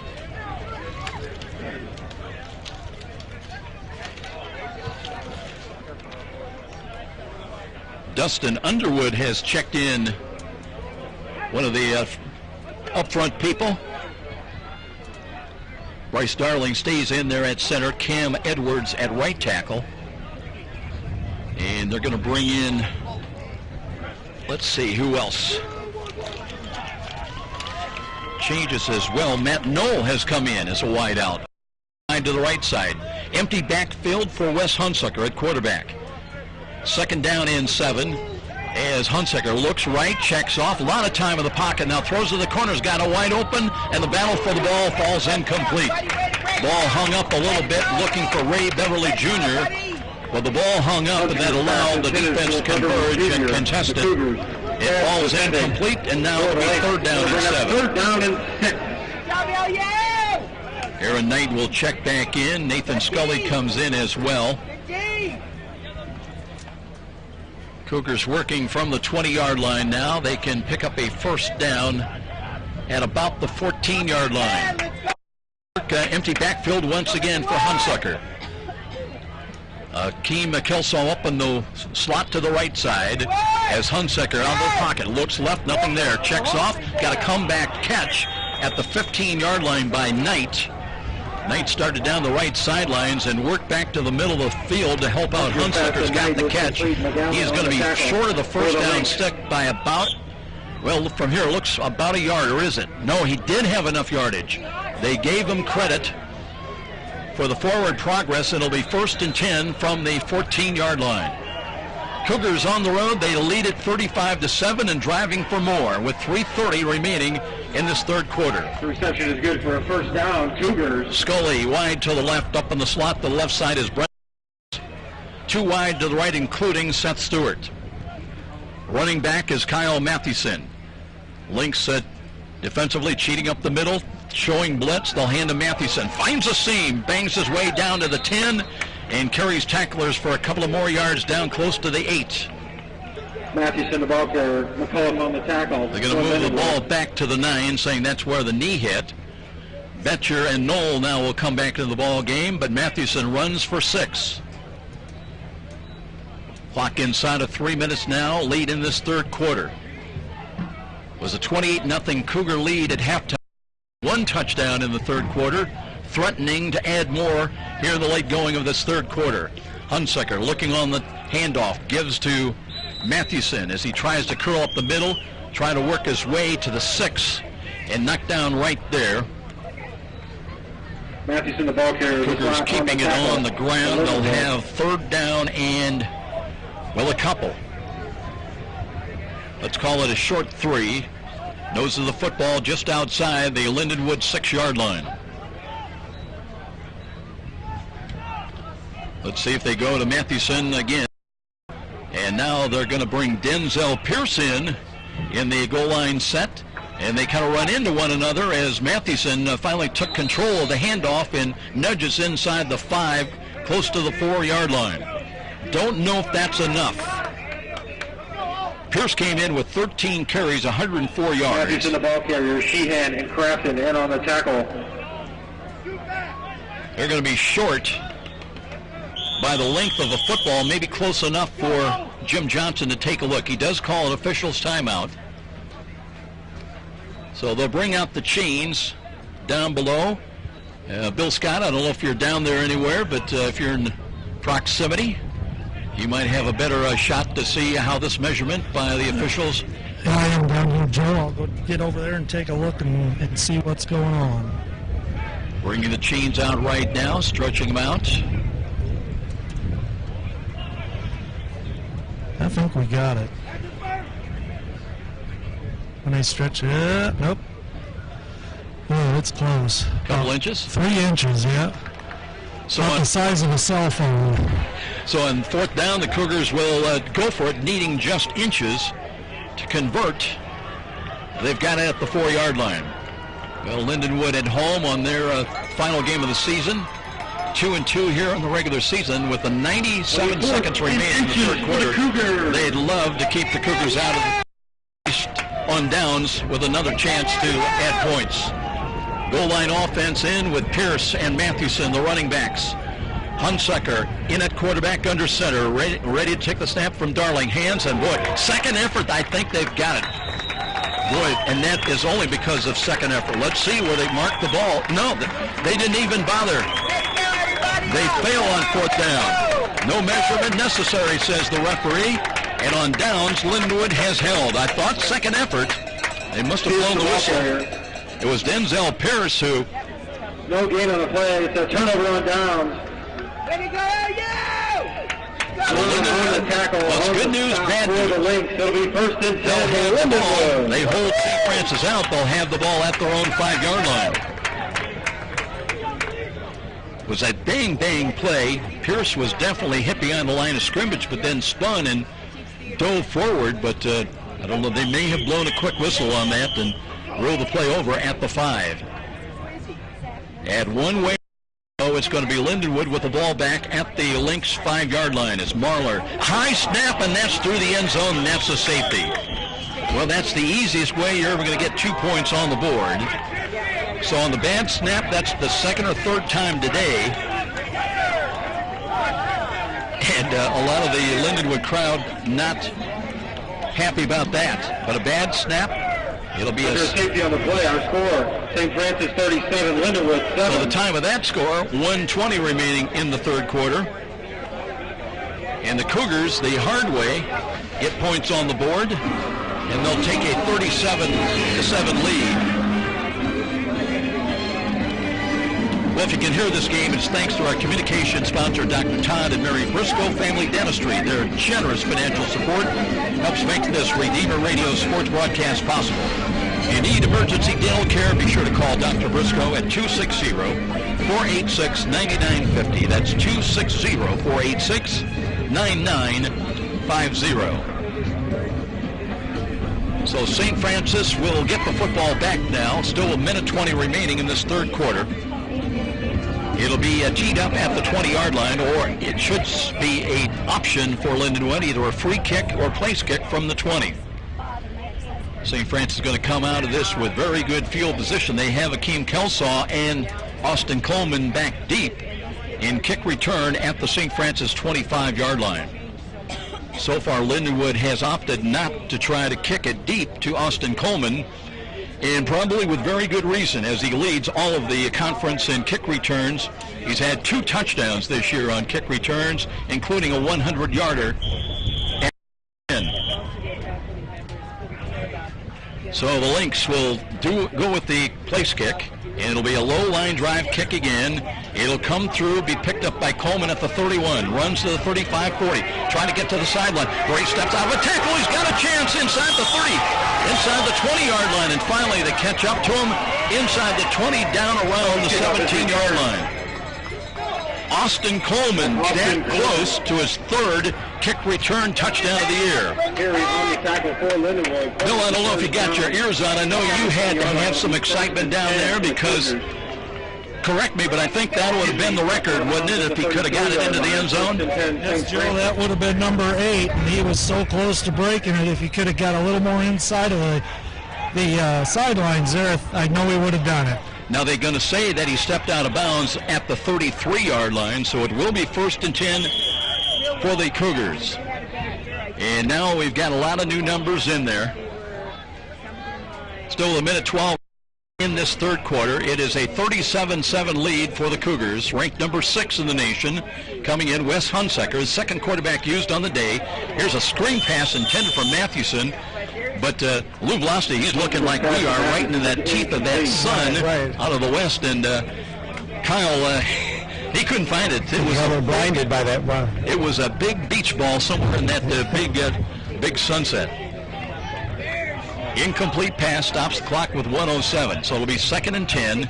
You always got to be worried about a pass into the flats like that. Could be construed possibly as a fumble instead of an incomplete pass. Back to the left. Brenton Williams up in the slot left. And Hunsaker's got motion behind the line of scrimmage right to left. Now they set again. Low snap, but Hunsaker's got it. Looks, throws to his right, and that one's picked off at the 25-yard line. And a return left side and up across the 40 to the 43-yard line. Crafton with the interception for Lindenwood. Kevin Crafton with the pick. That's their second of the day. 45-yard line. So interception, Lindenwood. Cougars drive to stop just like that as Lindenwood will take over at their own 44-yard line.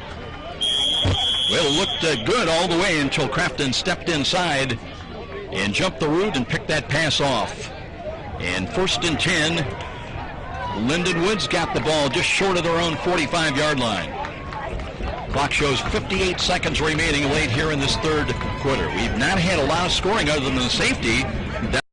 We've had a lot of change of possessions. And now here's a run up the middle, a curl play. They'll get 3, maybe 4 yards up just short of midfield of the 49. Sherman, the ball carrier. Dominic Sherman on the tackle. Came in with over 400 yards rushing. 2nd and 6 for the length. And let's see if they'll get another play off here. Play clock, they've got to take one more snap. That was a gain of 4. 2nd down and 6. Marler on. Sherman is flanked to his left. They've got 2 wide to the near side. That's the short side of the field. Marler looking again and takes the snap. Hands it off and cut back to the left. Here's Sherman and driven down right at the line of scrimmage. As playing that one well, Brandon Allman. Boy, that was a textbook tackle. The redshirt freshman drove right at the knees, and that will be the final play of this third quarter. So 37-7 Cougars. Waiting the pair-off playings tomorrow and hit it home after this ball game on top after 3 quarters. This is Cougar football on the road on Redeemer Radio, Catholic Radio, AM 1450. All right.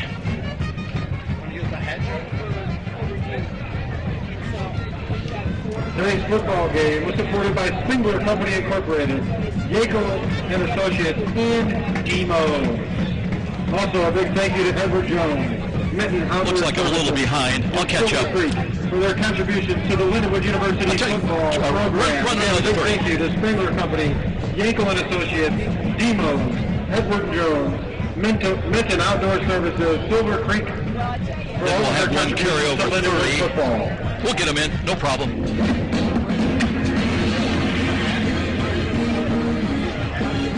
Want to use my hat? No, I'm good with that. Actually, I've got sunglasses, but I can see better with these. So.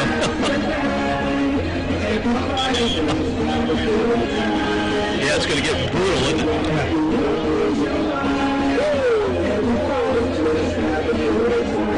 Well, we head to the final 15 minutes. Welcome back, everybody, to beautiful Lindenwood Stadium. This is the field, the scene of a $2.5 million renovation for the inaugural year of Lindenwood Belleville football, their inaugural season. Andy Kane football field, alternating maroon and silver stripes. It'll be 3rd down and 6. And movement at the line of scrimmage, they are allowed to reset. Marler barking out the signal, still 12 on the play clock. Might be calling an audible. He's got 2 wide to the right, wants to throw. Flush to his right, rush is going. They've got him for a sack. That was Tony Moore. Moore with the Cougars' 3rd sack of the ball game. They've all come here in the second half. And nobody put a bounty on Tony Moore, the 222-pound senior. You know, Moore's been battling a right ankle injury. He's got it heavily taped, but he looked like he was running with no discomfort at all. They'll bring up 4th down and even longer after the loss. And Cavendish will be called upon to punt the ball away. Boy, everybody, a lot of high fives on the Cougar sideline below us to our left, celebrating the Tony Moore sack. And now Cavendish ready to punt the ball. And he'll kick it straight away this time, end over end. That's Knight, catches it inside the 20, works to the 25-30, gets by 1, up, and that's Nathan Scully. Nathan Scully crossed the 40-yard line. And all the way up to about the 41-yard line. So bobbing and weaving, Nathan Scully with the return. On the tackle, it'll be 1st and 10 for St. Francis.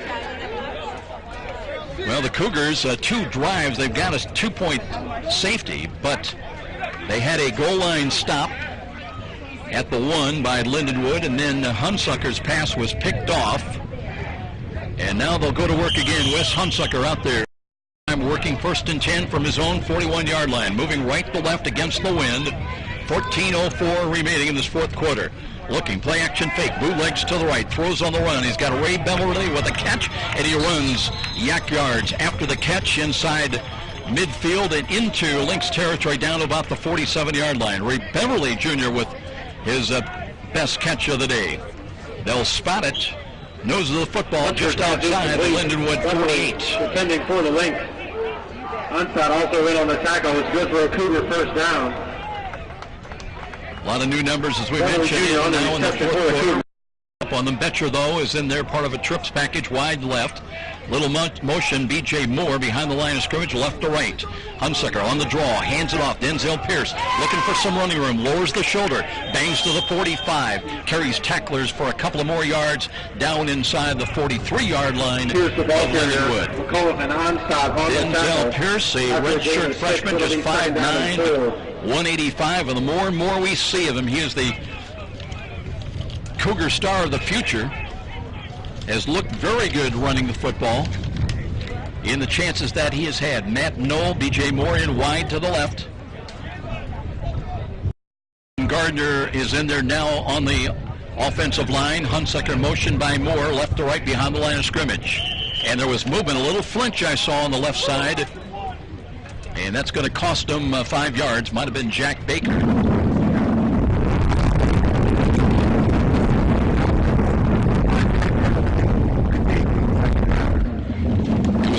Offense, and it was going to be Dustin Underwood, a 297-pound redshirt freshman out of Eaton, Ohio, called for the penalty. So they'll give up the 5 yards they had on the Denzel Pierce run. It'll be 2nd down and 10. Beverly in the slot to the right side. Scully split wide of him. That's the wide side of the field. Hunsucker out of the pistol, short drop, screens near side of that one was tipped and incomplete.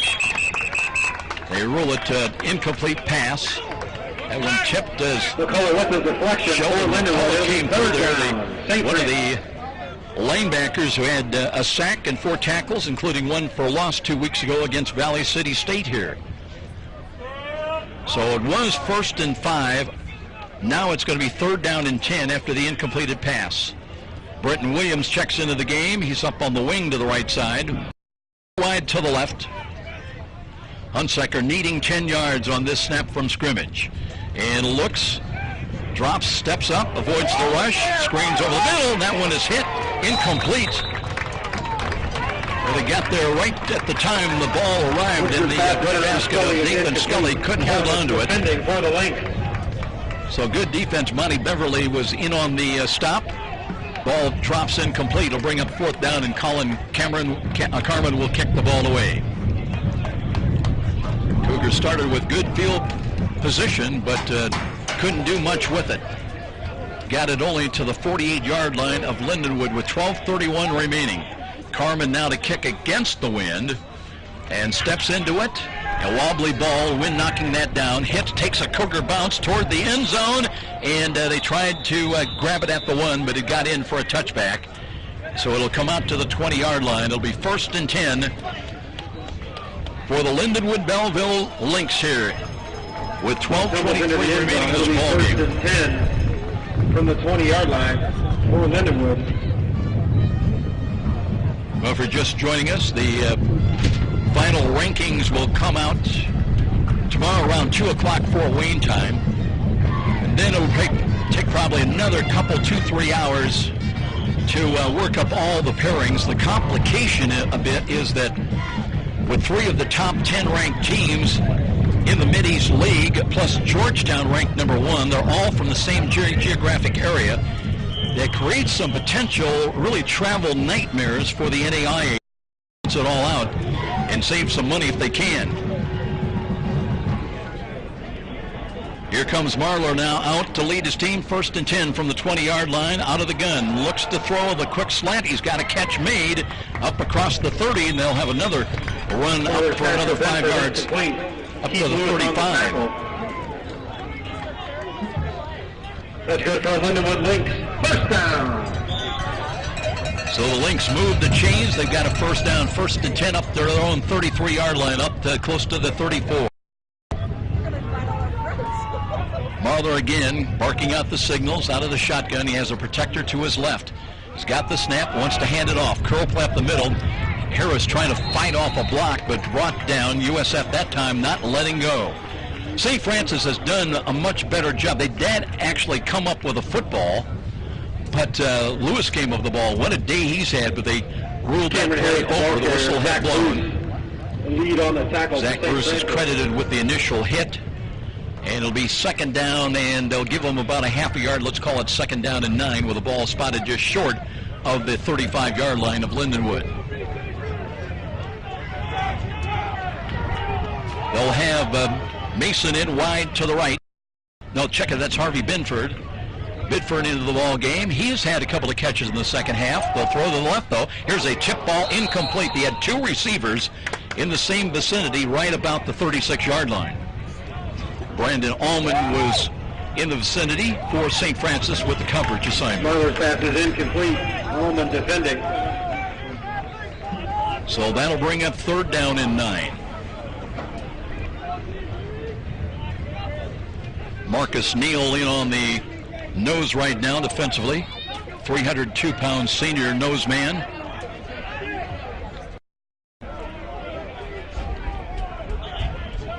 And here comes Marlar up to the line of scrimmage once again out of the gun. He needs 9 yards. Short drop, throws over the middle, and that one's picked off. St. Francis, Lewis has got it. He'll bring it back inside the 40 to the 38-yard line. Keith Lewis, 2 fumble recoveries and now an interception. Cougars, their 2nd pick of the day. He returns the ball to the 37-yard line. It'll be 1st and 10 for the Cougars.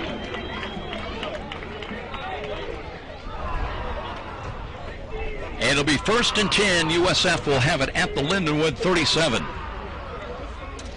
Well, Keith Lewis, as we mentioned, having quite a day. Came in with just 7 tackles on the year, and he has been everywhere today. He wants to be off roster. That Kevin Donnelly will have to come up for next Saturday. Deep handoff. Here's Pierce spinning off a tackle out of the backfield. Works to the 40. Leapfrogs his way inside the 35 and got another 1.5 yards, close to the 33. Pierce was wrapped up, apparently done for all intents and purposes, back behind the line of scrimmage. Instead, gets a net gain of 4 yards out of that. So they'll spot it right at the 34-yard line. Pierce stays in as the running back now. Betcher in wide to the right. Bretton Williams slot to the right side. B.J. Moore, one of the wideouts to the left. He comes in motion behind the line of scrimmage. And here's Hunsaker, looks to Pierce, runs quickly up the middle, reached the 30-yard line, got another yard, down to about the 29-yard line. Cougars now just trying to manage the clock. Taylor Brown, the ball carrier. Adrian Williams will run inside 10 minutes before this snap of the ball.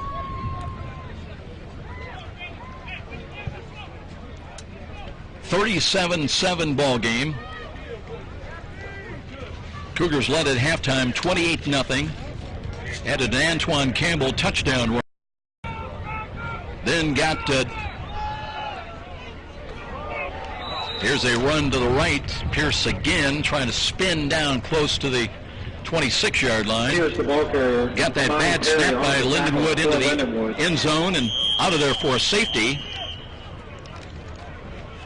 And that's where we are right now. It'll be 4th down, still short. The Lynx have had a goal line stand against St. Francis in the second half.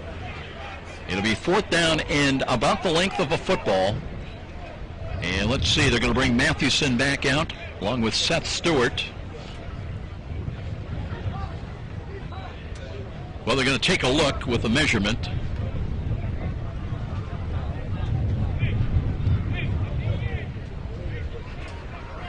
We'll see if the Cougars have a first down or whether it'll be 4th down and inches short. Stretching out the chains. And short again by about 3 inches.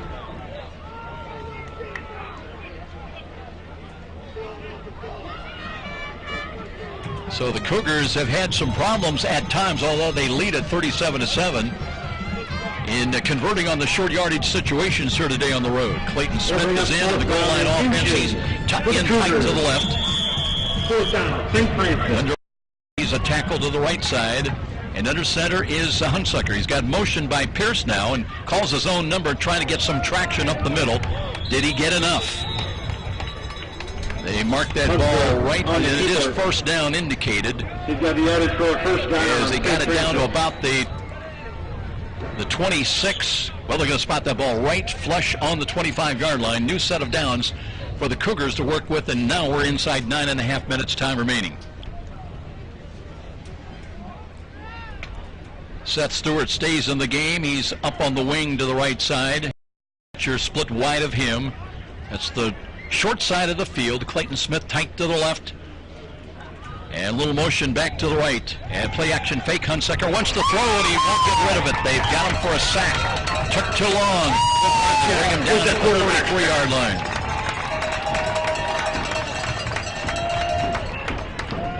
Hunsaker got a little too comfortable back there and took too long. And they drop him. That'll be a big loss. Back to the 33-yard line. From 1st and 10, it'll go to 2nd down and 18, a loss of 8. Matt Knoll into the game, wide to the right. Betcher flip-flops, now he's wide to the left. Let's see if it's Beverly, part of a trips package in the slot to the left side. And Hunsaker a little more quickly now, throws the ball, and that one's caught. Betcher spins, got to the 25, another yard to the 24.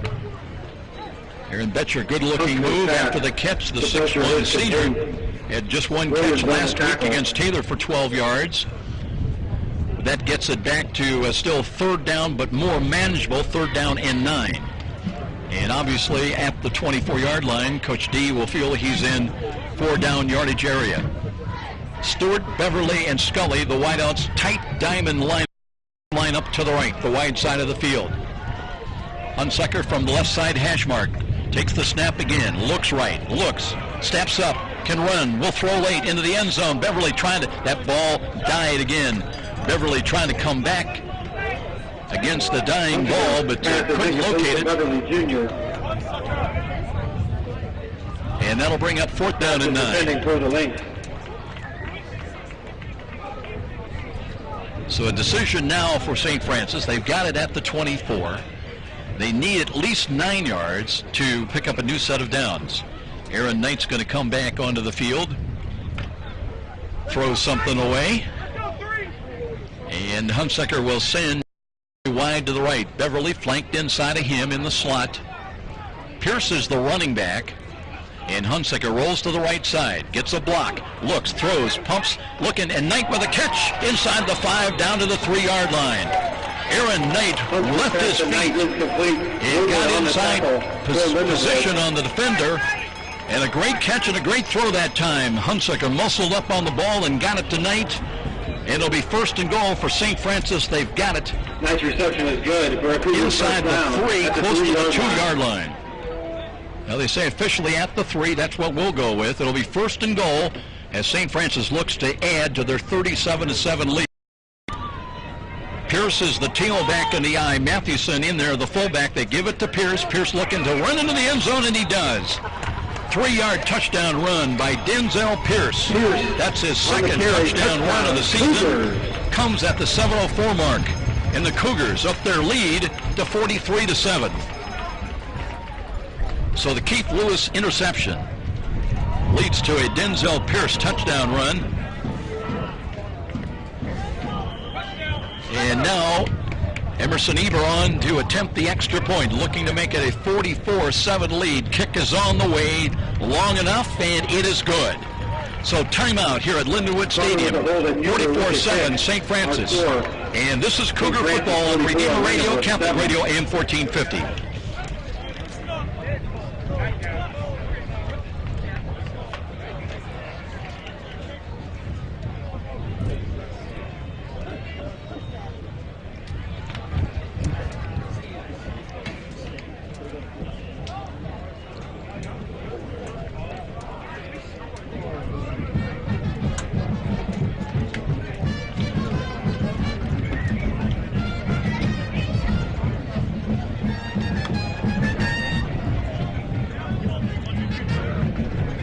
Cougars have scored 23 unanswered points, and they lead this ball game 44-7 with just over 7 minutes time remaining in regulation.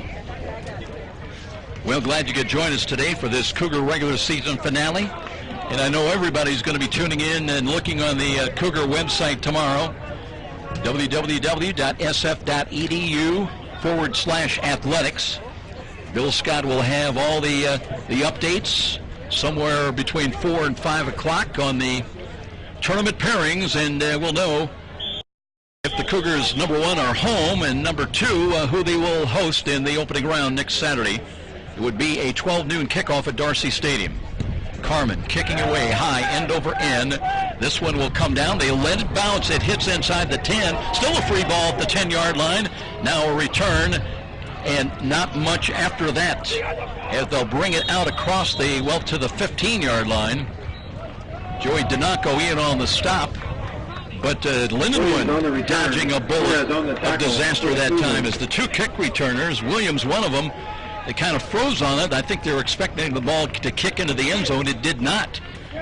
It was just a free ball down there until it was finally picked up. It'll be 1st and 10 now, and the Lynx will have it at their own 15-yard line, 1st and 10. Matt Marler, the 6'3" freshman quarterback, has gone all the way today at quarterback. And we'll see if he remains in there.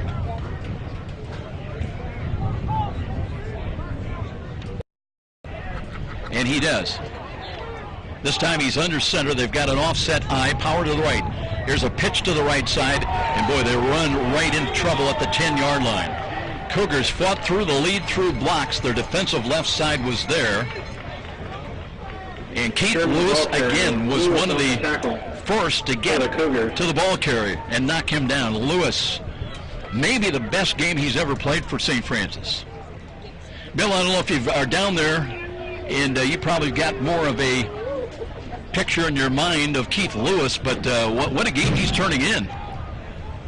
A great game for Keith, Joe. He's not that big, but I'll tell you, the kid's got a big heart, and he can hit with the biggest of guys down here, and he's having just one heck of a season finale for the Cougars. He's had 2 fumble recoveries. He's had an interception as well.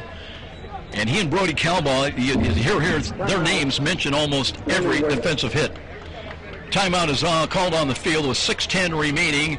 44-7 is our score. We'll step out. And this is Cougar Football on Redeemer Radio, Catholic Radio, AM 1450.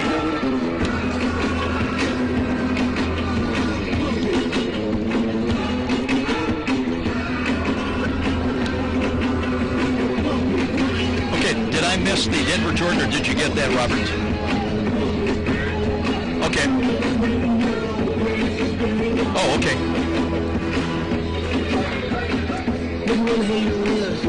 So I still, oh yeah, Tower and a Glenbrook Dodge. Okay.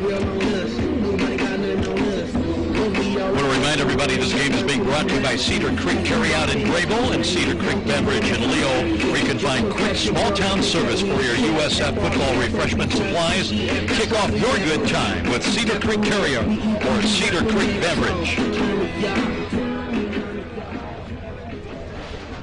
Still just over 6 minutes time remaining in this ball game, 44-7. Cougars broke open from a 28-7 halftime lead. And now it'll be second down and 12 after that loss. Marlar high snap, but got it down, runs himself, and being wrapped up, and he won't get back to the line of scrimmage. Let's see where they give him forward progress out to just across the 10. Oh, it was a Wildcat snap. They got it in the hands of Antoine Davis.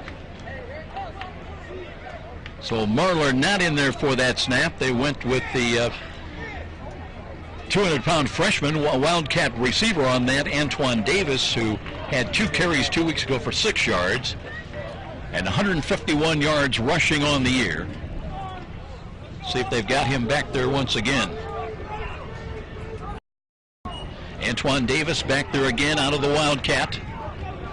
Tough yardage area. Play clock's at 3. Gets the play underway. Hands it off and runs to the left, and they've got some running room this time. Out across the 15 to the 20-yard line. That'll be short of the first down, though. They'll spot it up close to the 21-yard line. It'll bring up 4th down. Here's the ball carrier. Cam Harris on the carry, and they'll kick it away. Nathan Scully will come back in on punt return. Clock inside of 5 minutes. Time remaining in this ball game. So Cavanis in to punt it away.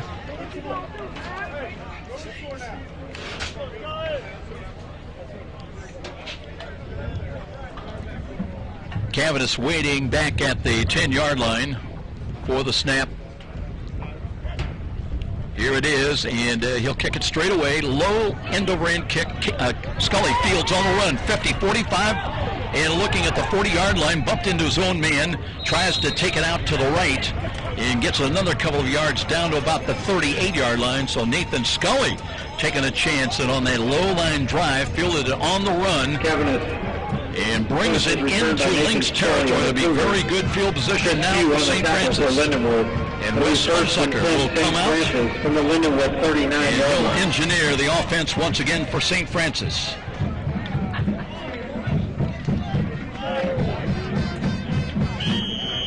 Hunsucker setting up the last touchdown of the ball game, throwing a nice to Aaron Knight, set up a Denzel Pierce 30-yard touchdown run. Play action fake, now a screen coming near side. Williams with the ball, cuts to the 30, 25. May have not gotten to the 25, bumped out of bounds at the 26.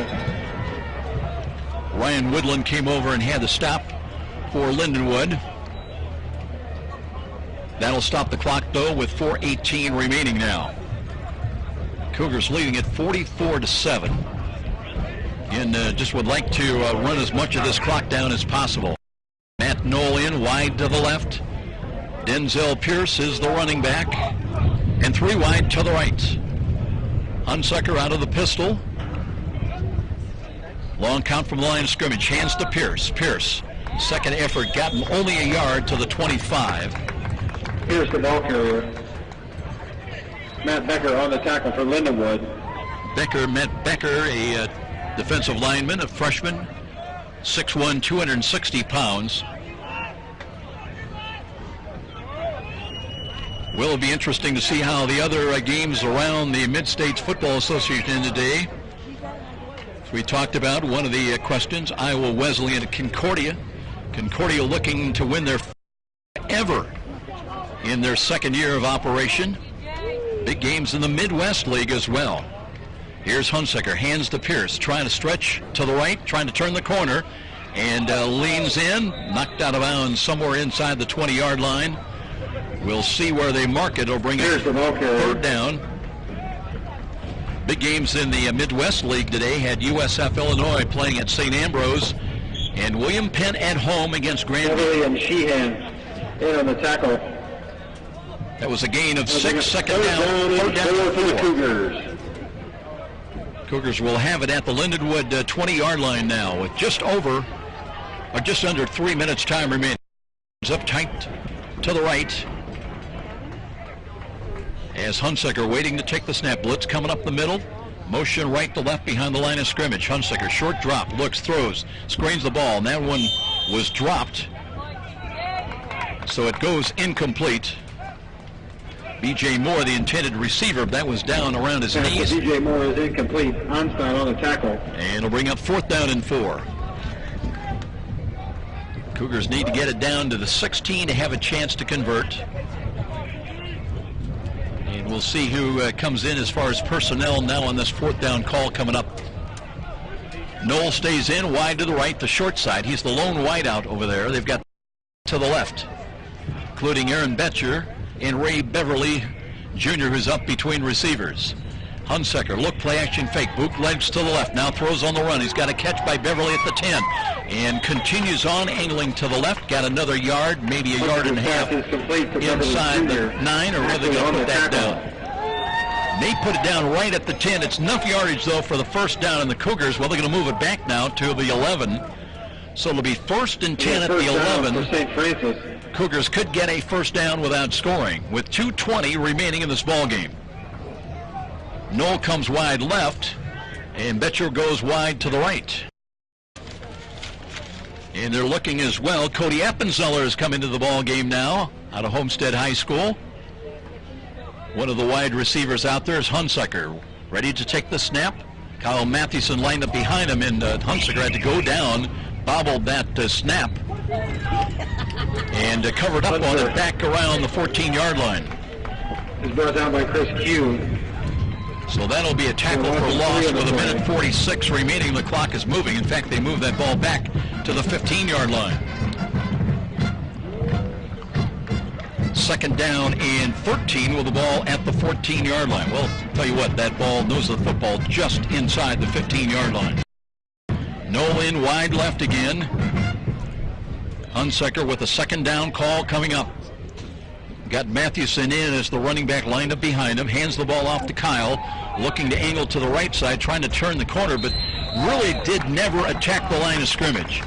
Just tried to float out to his right side, and the defense came up and got the angle on him and dropped him for no gain on the play. So 3rd down coming up, 3rd down, and let's call it still about 14 or 15. We're down in the final minute. And we'll see if St. Francis, with 18 on the play clock, they've got to run at least one more snap on this 3rd down call. And they do not look like they're going to take a knee, though. They're going to run a play with Hunsaker in there and look to hand it off to Mathewson. Curls back up the middle, breaks a tackle, falls down at the 10, tripped up from behind. And that should do it, as they do not have to run another play, and this one is going to be over and into the books. So it'll be a Cougar victory here on the road at 44-7. 4th straight victory for St. Francis.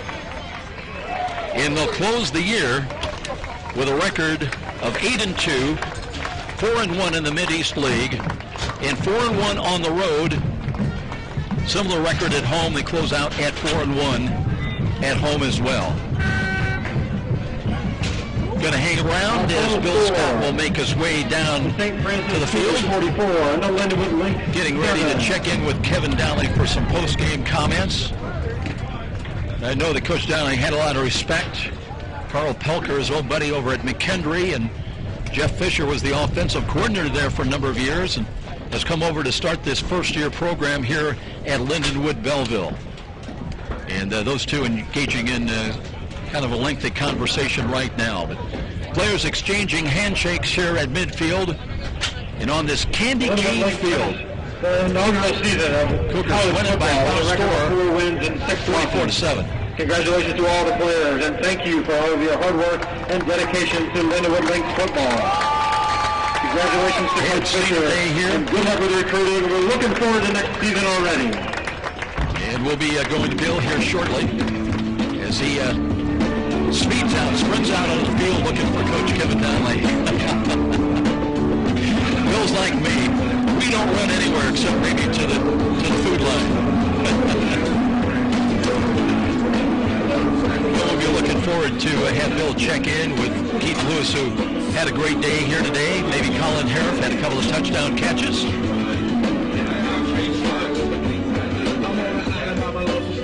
And Coach D, I think one team first here. I'll tell you what, Bill, we're going to take a timeout. We'll come back to you in the postgame. All right, sounds good. 44-7, the final here in Millville, Illinois. Cougars win it. Their fourth straight on the year to close out the regular season. This is Cougar Football on Redeemer Radio, Catholic Radio, AM 1450. Okay, run that 60. And then does that leave us with 330s? Am I looking at that correct? Does that leave us with 330s after this? Okay, let's run the 60, go to the post-game open, and then we'll probably take 2 breaks. And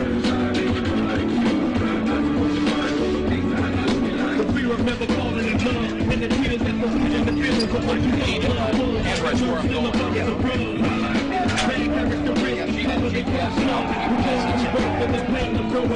But this between giving my all and giving up the highs and lows. Dance and roads, I chose in the cold I froze. Trying to ease my woes in this world of sin. Cold who been defeated, so the God I stand. Words of help and winning. For rumbling so letters can never express. So the sound of you are many but revolution.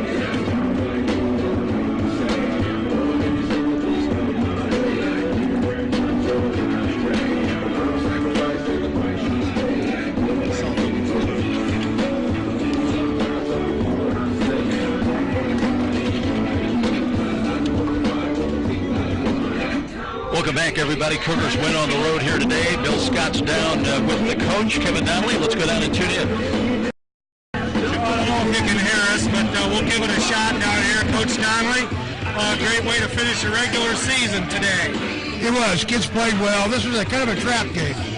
You know, this team's a lot better than their record. You know, they've had some injuries. They're late, but they're a good first-year program, you can tell.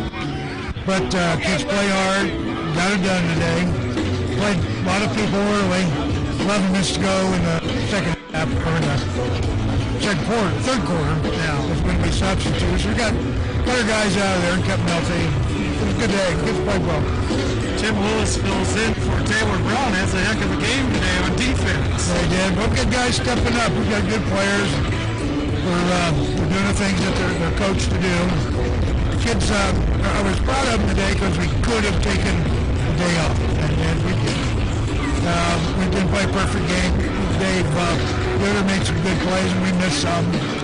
Defensively, we made some adjustments at the half. The only thing I had was a little cutback play early. I thought they did a good job of coming out in the second half with the kind of intensity that you were looking for. They did. They really challenged. And that's where we have fallen off in the last couple of weeks. Come in at halftime with 3 touchdown leads, so it's over with. We want to continue to press. So we did that today. Hey, you want to stay in playoff mode, right? That's right. We did, man. You know, you got to play every down 60 minutes from here on out, so we got to get accustomed to it. All right, thanks, Coach Donnelly. That's Coach Donnelly from the field down here. Bill, Keith Lewis is walking off the field at about the 15 up to your left. There's Antoine Campbell if you want to check with him. Well, I'm going to have to run after. How about Campbell to your left if you want to? I got Antoine Campbell here, Joe. He had a heck of a game. His 600-yard rushing game this season. He also goes into third place on 100-yard rushing games with number 8. So, Antoine, congratulations. Thank you. Your thoughts on today's game? I thought we did a good job today. We came out and did what we had to do. It's kind of hard to play a game when you're overlooking, kind of looking playoffs, but we came out and we played our game today. It's tough not to peek ahead, isn't it? Yeah, it is. Real tough. Coach challenged you guys at halftime to pick up the intensity. How did you feel that worked out in the second half? I think we responded to that. I think we came out and we scored early, and I think we just put the game away and did what we had to do. I think so too. Good job today, Thank you. Antoine. Antoine Campbell. Joe, I'm going to try to go get Keith Lewis here. Bill, we're going to take a break. We'll come back to you and try to bring him back out. We'll give you a little time to run him down here. So the Cougars win it by a final score of 44-7. And we'll take a timeout. We'll be back. We'll look at the scoring here today and check in, well, hopefully with a couple of players more before we head back to the studios as well. But right now, we will turn it back, and this is Cougar Football on Redeemer Radio, Catholic Radio AM 1450. Okay, run Tower and run St. Joe, and that'll leave us one more.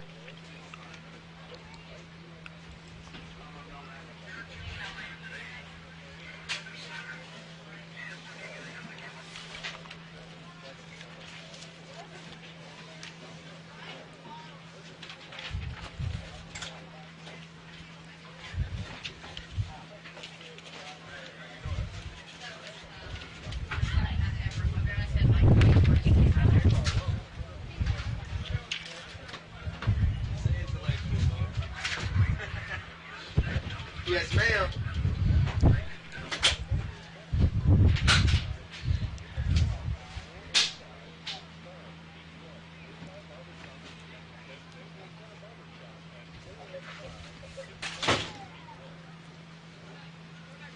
Back at Lindenwood Stadium, I'm Joe Parson. Bill Scott has been with us today, at times on the field. And Bill, if you're able to find and bring Keith Lewis back to the field, I can't see you immediately, but maybe I can hear you.